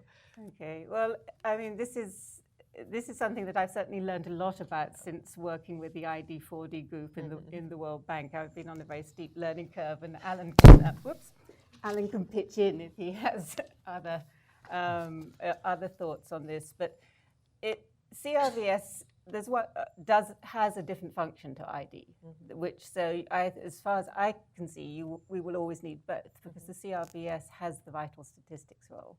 And I'm not sure that that a national ID system will ever completely supplant that. But in terms of ID, in terms of how we look at it from the World Bank and from the ID4D group, it's about, I think, having a country-tailored approach is important, because the legislative frameworks around what is considered a legal identity are very different within different countries. And they're so different, in fact, that there isn't actually a consensus about what a legal identity actually means, which is, so you need to approach these systems in a very country-specific way. In many countries, you need both also because the birth certificate is a foundational document in order to get other forms of identities. And this is true in many countries, that you need a birth certificate not only to get a national ID card, but also to get a driving license, or also to get a passport, and also to access a range of social benefits and services. So they're complements rather than substitutes. I think in terms of looking at the agenda for strengthening CRVS or national identity systems, that different countries have used different approaches. So we have Estonia, which started with a CRVS system and built that up and strengthened it and turned it into a national ID system. And then there's also the example of Peru, which has brought both the CRVS system and the national identity system under one umbrella, and now aims to issue a national identity for children at birth, which will follow them through their lives. So the birth certificate and the national ID have kind of dovetailed into one. But then you still have, in countries, as Jim's presentation and others have shown very well, that there are large numbers of adults or young adults who have very little chance of having got a birth certificate at all. When the national rate's 20% now, they were probably even worse 10 years ago, which I think was one of the things you were trying to explore. So in many of the countries that we work in, as the World Bank or as other agencies that are involved in this, we have a large number of youth and young adults, and maybe older adults as well, who don't have a birth certificate at all. So there has to be some way of making up for that loss and allowing people to get a legal identity later in life if they've missed out because there's been a bad birth registration system. So that's one of the things that systems like ADHA have done, that they've come in and they've offered to, they've provided a way that older adults in the whole society can get a national identity, which can then be used to access services and to claim their rights, or it can be used in any way that you need to use an identity. But they haven't actually started with, or they're strengthening CRVS in parallel in India. But the first effort has been to address the national ID and the legal ID aspect. Well, so from there, and I'm conscious of time. I'm going to slightly switch gears, though. Stay on. I mean, there's obviously some big legal implications and legal frameworks implications around CRVS and ID, and so I'm going to turn it to Zine now. And some people might not be familiar. Well, maybe this is a crowd that could be quite familiar with the Women Business in the Law database. If you're not, get familiar with it. It's an amazing resource. And I'm hoping that you could tell us a little bit about the information that you're collecting in Women Business in the Law that addresses CRVS and ID, and then how that information is important for women, both from a rights and empowerment perspective, but also from a business perspective and an economic empowerment perspective as well. Well, thank you. And I think I'm going to kind of assume that there is some degree of familiarity, but I'll just outline a little bit of what we do. So I think Women Business Law, what we do is we cover laws, discriminatory laws that are found across 173 economies at this stage. So we look at laws that impact women's economic empowerment, so their ability to get a job and start a business. And so the areas of law that we cover are generally what we see are the hidden laws, that they're not obvious laws. So for instance, we cover laws that are the family laws, the labor laws, and we look at the gender violence laws as well. And we cover areas such as accessing institutions, getting a job, accessing credit, and going to court, and all these other particular areas. And the reason why I say that they're hidden laws, and this is very relevant to this the topic of the CRVS, is that these kind of restrictions are normally found in laws that you would not think are going to be relevant, so the family codes. And the laws impact, in particular, married women. So they restrict their legal capacity in multiple ways. So earlier we've heard about kind of the laws that are around the head of household laws. So for instance, in countries such as the Democratic Republic of Congo, only men can be head of household under the old family code, which thankfully is about to be reformed. And there are other restrictions as well. And we bring this all back to the issue of economic empowerment. And so, for instance, we have found that the areas that we are looking at are all inextricably linked as well. So, for instance, when we look at whether married women can obtain national ID cards in the same way as men, and we find that that there are restrictions in place in 10 countries across the world. So, for instance, that they have to produce extra documentation, extra certificates, such as a marriage certificate. Perhaps they need the permission of their father or their husband. And so what are the economic consequences of this? Well, the economic consequences is that the women that we found are that these women find it more difficult to get a loan. And so all of these have real implications across the board. And so all of the data that we cover is available is an open access database. You can find the actual law that is there. And what we do is then make the arguments for reform. Now, in terms of this space, what we are covering, in addition to the national ID cards, are women's ability to get passports. And again, we find that I think in 22 countries across the world, married women can't get a passport in the same way as men as well. And then when you what we ultimately are doing is making the economic case for changing these laws.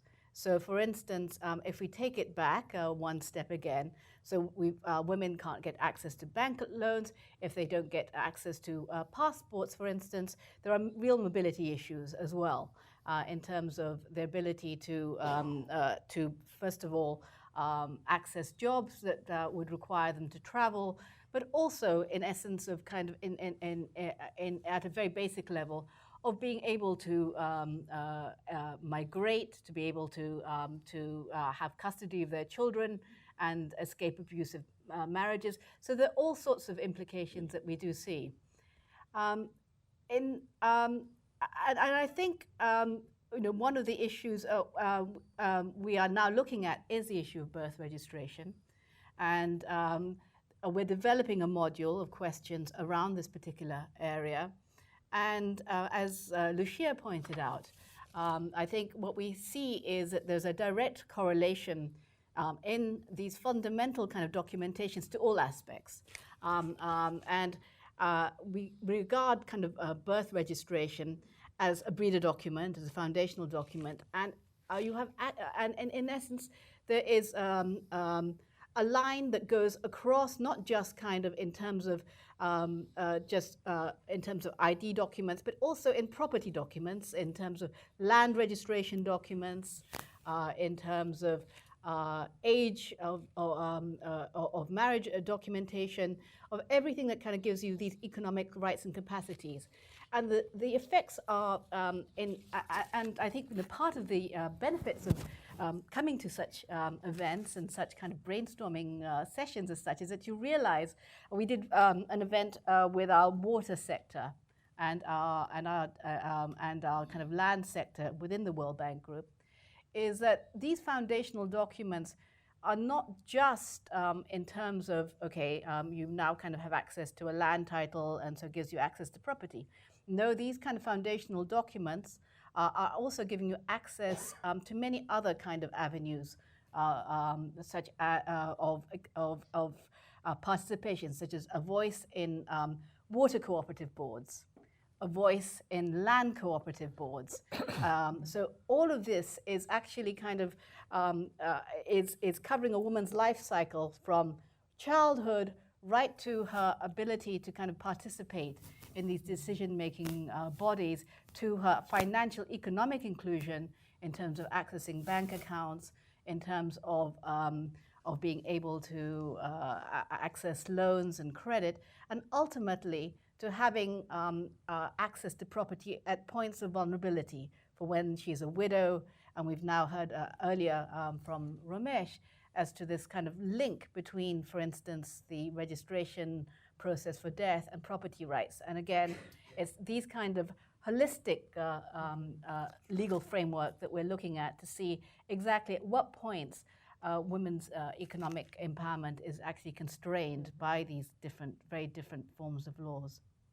Well, and I think, just connecting your point to Ramesh's as well, I mean, I think there's certainly a really interesting, it's implied in some of your commentary, but there's a very difficult gap around marriage registration as well, which often isn't talked about. We've talked a lot about birth registration, we're talking a lot about ID. We've talked with Ramesh about death registration, but marriage registration is one that also has considerable implications for all of the women that are certainly in the studies in your database, but also for conferring some of these rights as well. So I would love to see us explore that issue in more depth, maybe in the questions. I was trying to plant that. I don't know. But for now, though, let's turn to Alan Gelb, who's done a lot of really interesting research about registering. registering, really, and research in the field about challenges around registering children, including some research from Indonesia about women registering children where paternity is not established. And I think it's a great example for a case example for this crowd. And also maybe if you would just give some examples of solutions you've seen that have helped increase the inclusion of women and girls in CRVS and or ID systems. Okay, thanks very much. Let me start with Indonesia, because that's a really interesting case, and it shows up some of the tensions between civil registration and ID, and the fact that countries are very different, but also they don't treat these consistently. They're very peculiar anomalies. In many countries, for example, you can get a voter card to vote, and you would think that having a voter card would mean that you're a citizen, but the voter card is not accepted as a valid criterion for citizenship, right? In Indonesia, there is a database, it's a population database called the CIAC, which has people entered into family books, and it's quite extensive, right? But it is separate from the civil registration function, and only about 50% of children roughly have birth certificates, only about, or are registered actually. Whereas the percentage of children who are known in the CIAC is higher, probably. So why do parents not register their children? Well, one reason is that very few marriages are registered, and unless your marriage is a registered marriage in Indonesia, it has not been legally possible to put in the names of both parents. And you can see the logic there. I mean, if there isn't a civil relationship between the parents, how can you indicate, who the father is on the marriage certificate? However, the problem with that is that there's a lot of stigma attached to birth certificates with only the name of the mother, and so that seems to be one factor why people don't register children. In fact, there was a very interesting paper published recently in The Lancet that did some a little bit rather rare, unfortunately, multivariate analysis of the data. And it shows that having a non-registered marriage for your parents is about as important a predictor of whether the child has a birth certificate as the difference between the upper and the lower quartile of income. So that's a huge effect. It's a separate effect. We know that socioeconomic status. So what has happened, and what are some of the approaches towards dealing with this? I mean, one obvious approach is to change the law and to make it possible to register children without having, to register parents, both parents, without having a marriage registered. And so the first step in that would be to allow the parents to register through a statutory declaration. In fact, since the paper that we did has come out, there has been a change in Indonesia, and now the parents can make a statutory declaration that they are in fact married in some form or another, and they don't have to register the marriage. You can go further than that, and you could just have a statutory declaration of parenthood, right? And the Supreme Court, at least the Constitutional Court in Indonesia, which has these strange rules on birth certificates, according to the Constitutional Court, not having a birth certificate means that you cannot be recognized as an Indonesian citizen, even if you have a national ID card, right? So, for example, you can't get a passport simply without a national. It's a very strange arrangement. If you want to travel, you have to go back, and you have to begin to go through the whole process of birth registration. Very, very strange. The Constitutional Court is very liberal, and the Constitutional Court has said that paternity can be recognized by any means, virtually, including by technology, meaning DNA. So it's opened the way to any kind of recognition of paternity going into birth certificates. So this is one avenue that I think we're going to see. Now, there's another approach, a technology approach, which actually has been done in Pakistan. In Pakistan, there's also stigma against birth certification with only one parent. So what do you do about children who are in orphanages where parents are unknown or they only know one parent? Well, one thing that NADRA does, the National ID Authority, is that when it comes to register children into the National ID database, it allows the institution or the entity that's looking after the child to register the child with a proxy parent. In other words, a dummy parent. So in the back end of the database, they know perfectly well that the child doesn't have parents. That's there. But in terms of the formal documentation that the child can present, they can present documentation like anybody else. And they've done that to enable them to eliminate discrimination against the children, which is a very interesting technological fix, you know, which you can do very easily with digital data systems. So can I just ask one quick follow-up to that, Alan, and then I'll open it up to others for questions. I'm sure there's many burning ones. It's just, you know, to that last point, you know, I think what we're hearing kind of over and over again is there are so many, this is so country specific, right? I mean, these are incredibly complex interactions that are happening, and I even sense, you know, in some ways, especially in some ways the disconnect in CRVS and ID systems, there's kind of a natural impatience of, you know, how do we start registering people? How do we control for this factor and ensure that, in this case, you know, we're talking about gender, that women and girls and men and boys have, you know, a legal identity and have access to rights and benefits of their country. Or the place where they live. You know, so that leads to technological solutions. You know, what are new technologies that we can be utilizing? But my question is, you know, sort of your perspective on, you know, kind of the possibilities of these technologies to leapfrog, right, to kind of get us faster to certain answers. But a lot of those technologies seem to be being applied in an ID setting instead of a CRVS setting. And so do we run a risk of kind of unintentionally undermining strengthening of CRVS systems? So would love to hear your response on that. Okay, I think that's a really good question. There's a debate on it. I mean, the traditional view, if you take the OECD countries started off with civil registration systems a couple of hundred years ago. So they're building on a framework which has been built up over time, and this was long before anybody thought of a computerized national ID. And so from an intellectual point of view, it's obvious what you do. You register the child, you register the whole system, and then at the right point when you want to, you give some kind of credential. So it follows in that linear way. And then you use that credential to do things. So for example, you use your national ID to get a voter card or to get a bank card or to... What's happening now is that because of various things, including the issue of security, this is particularly following 9/11, there's been a push to move very, very rapidly on identification, meaning mainly for adults, right? And so these systems are beginning to develop in the reverse. And technology has been very important there because most of these new systems have biometric bases. So if you have a good biometric system, you cannot exactly tell who you're registering if you don't have documentation, but you know one thing, you're only registering them once, and they can never get away from the identity that they are being registered with, which is a very strong control, actually. So what is happening now is that these systems are moving, in some cases, very rapidly, and in some cases, they are extending back into what was previously the realm of CRVS by registering children. So you can use these technologies in children down to the age of about 5. And then for younger children, you can register them younger and give them a national ID number at birth and then link it to the national ID numbers of the parents, right? So in a funny way, you're re-engineering a registration system with a different system and you're going backwards. And some countries have been doing that.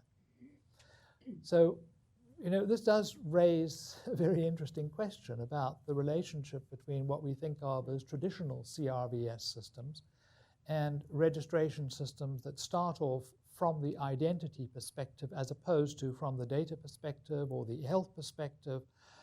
Because, you know, these systems are not designed to look at the cause of death. I mean, you know, nobody cares about the cause of death from the viewpoint of identification.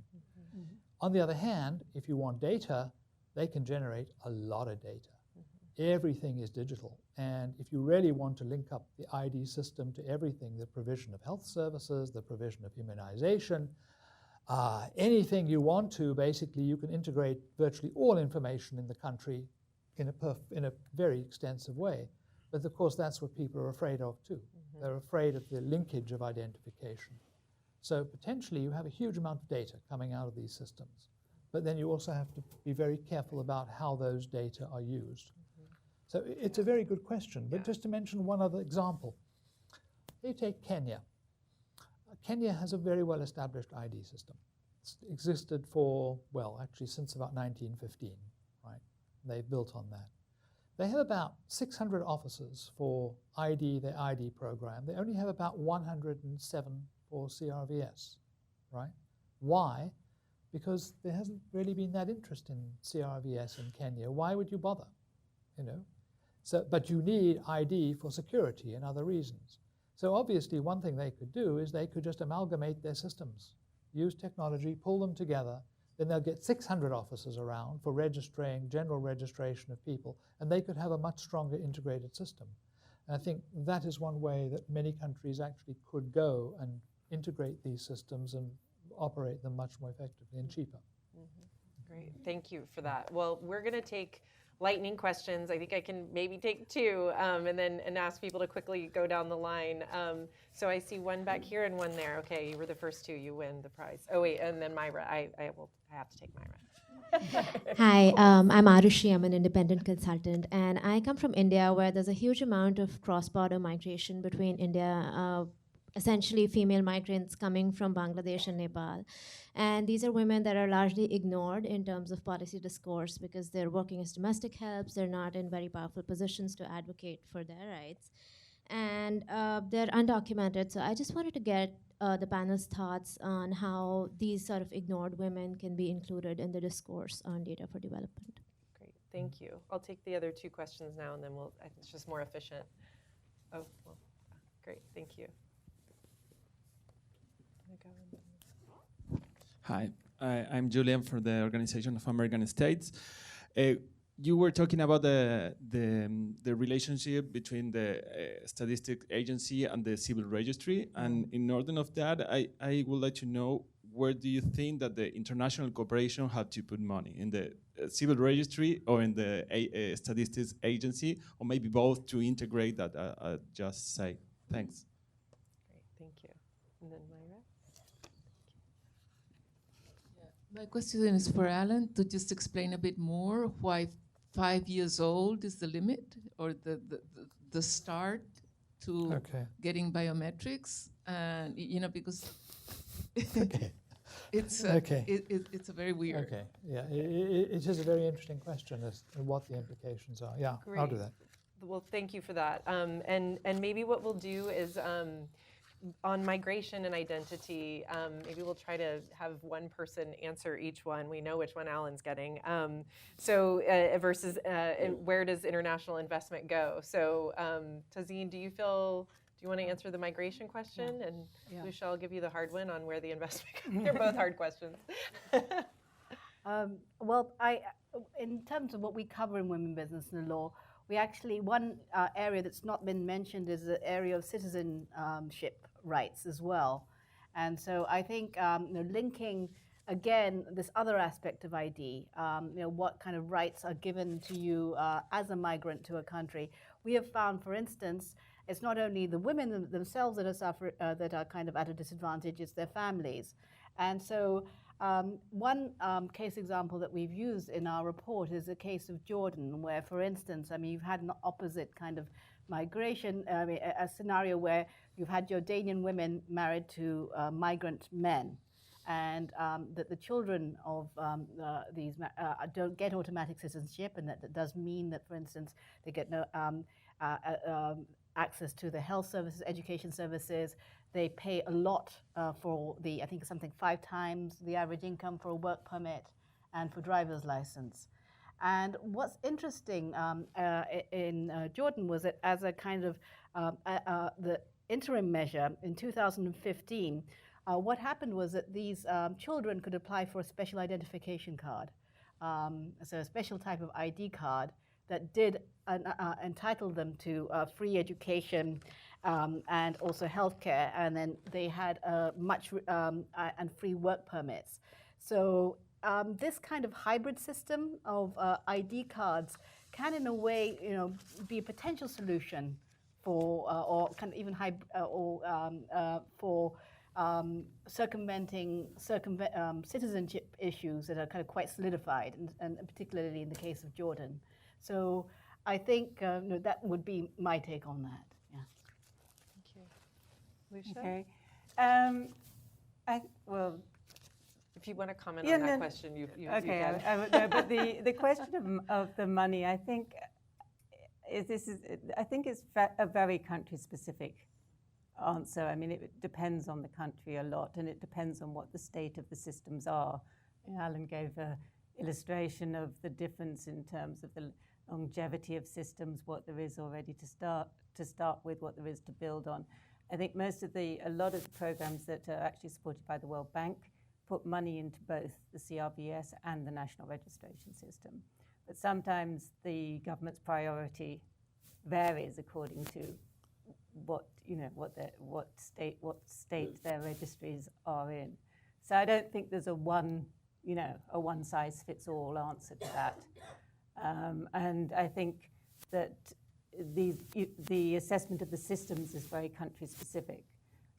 In the World Bank, now we've developed an assessment tool which looks at a number of criteria before the project or the program for supporting national identity and civil registries is started. And that includes both assessing what the state of the civil registry and the national ID system is, and as well as what the barriers may be to different groups within the population of having access to it or being registered within it, and also what the links are between the systems, whether they're interoperable or not. Because the other thing that you don't want is being able to get 5 different national identities, which is quite common in some countries. But I'd just like to, if I may, comment a little bit. No, it's actually on the marriage registration issue, because Alan, I hadn't really thought about the trends in terms of where the direction of travel is going with new technologies, especially around refugees and migration problems. And one of the things that seems to me very worrying about going from national ID back to birth certificates is that it kind of marginalizes the whole marriage registration process. Where does the priority around marriage registration and that part of the CRVS system? Because when we were looking at the situation, for instance, of child marriage of refugees Syrian refugees in Jordan, there's been a massive increase in the number of child marriages. It's gone from 12% in Syria to around 30% of young women living as refugees, Syrian refugees in Jordan, are now married at under 18. And so if you don't, the response mainly in the literature has been to focus on the registration of their children, because that's another problem as well. If refugees have couples there, couples have children, then the children can't be registered because most of the marriage documentation or the papers or your national ID was probably left in Syria or taken away by the border police when you came into the country. So there's been a huge drive by UNHCR and others to get birth registration digitized and to give refugees information about how they can register the births of their children. But that doesn't solve the child. It doesn't do anything to help the child marriage, the child marriage problem or the pervasiveness of child marriage, because it doesn't provide any incentives for the Jordanian authorities to work with the religious courts in order to register the marriages or in order to verify the age of the people getting married. There's no incentives in that line, and it doesn't tackle the issue. Now, so if you just focus on a national ID and birth registration, you leave out a whole area of the civil registration system, which is really important for women and girls. Thank you. Yeah, thank you for raising that. And Alan, you tackle Myra's question? Okay, let's talk about children briefly. There are really 3 ways in which people can be identified. It's something you know, like a password, or something you have, like a card, or something that you are, which is essentially a characteristic. It could be how you walk or how you talk, or it could be how your brain waves go. They use those too. It could be your pulse, your electrocardiogram. It could be all sorts of things. But usually these systems are using a facial, digital face, or they're using fingerprints, or they're using iris, the practical matter. Now, unfortunately, or fortunately, some people would say, these don't work well with very young children. And iris, in theory, goes down to 1 because the colors in the iris are set by 1. But it's very hard to get a 2-year-old to open their eyes and focus on a camera. They're not very cooperative. So fingerprints, they can be more cooperative because you can force their little hands open and shove them on a reader. But fingerprints for babies are very difficult to measure accurately because of the smallness between the lines and also because they're kind of squishy.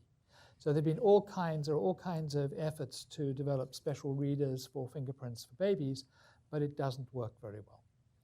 So what does that leave you with? That actually only leaves you with DNA. And you could, in theory, use biometrics to identify babies by taking a DNA swab from there at birth, get it decoded. You don't decode the whole thing. You only pull out 13 pointers on the DNA in the way it's used in the US. And then you could put that into the birth registration record, and then you have a lock between the body and the birth registration record, which can never go away, right? In theory, we can do this. In practice, for a poor country, it's not very practical, and it also has some other problems, or practical problems, but also it's sort of intrusive because it's the only one of these measures that reveals family linkages in possibly embarrassing ways. According to studies I've seen, about 1% of people in a typical population have the father they have is not their actual father. So, you know, these are some of the practical problems that you have in terms of extending the registration of what you are down to that level. So, since you can't register babies by what they know, I mean, they may know a lot, but how do you ask a baby to give a password or something like that?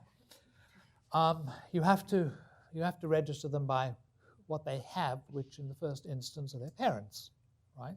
So a baby is registered by having parents who are registered.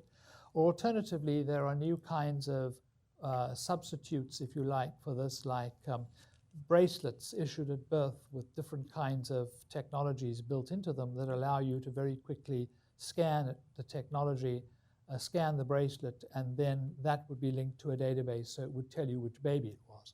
Obviously, it's not perfect. Bracelets can fall off and get lost, but this is the basic issue with babies.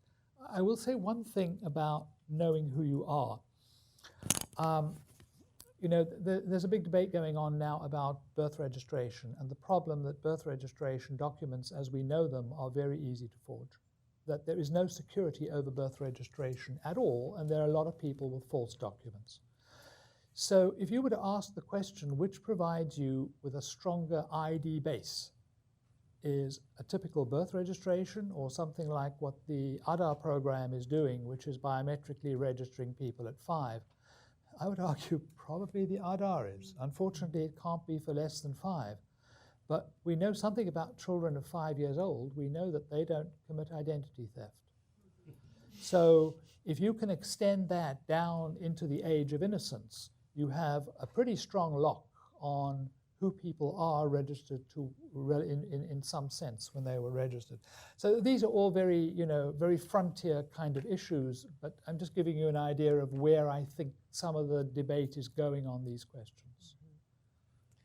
Well, thank you all so much, and thanks to all of the audience for your participation. I think this needs to be a series. We need to start a series on this topic. I feel like I have a gazillion other questions I want to ask all of you, and I know we didn't get to probably all of the questions in the audience. So thank you so much to these panelists, as well as to the first set of panelists, and to the Center for Global Development for hosting us here, and to the World Bank Group for co-hosting with us as well. So thank you all so much, and good night.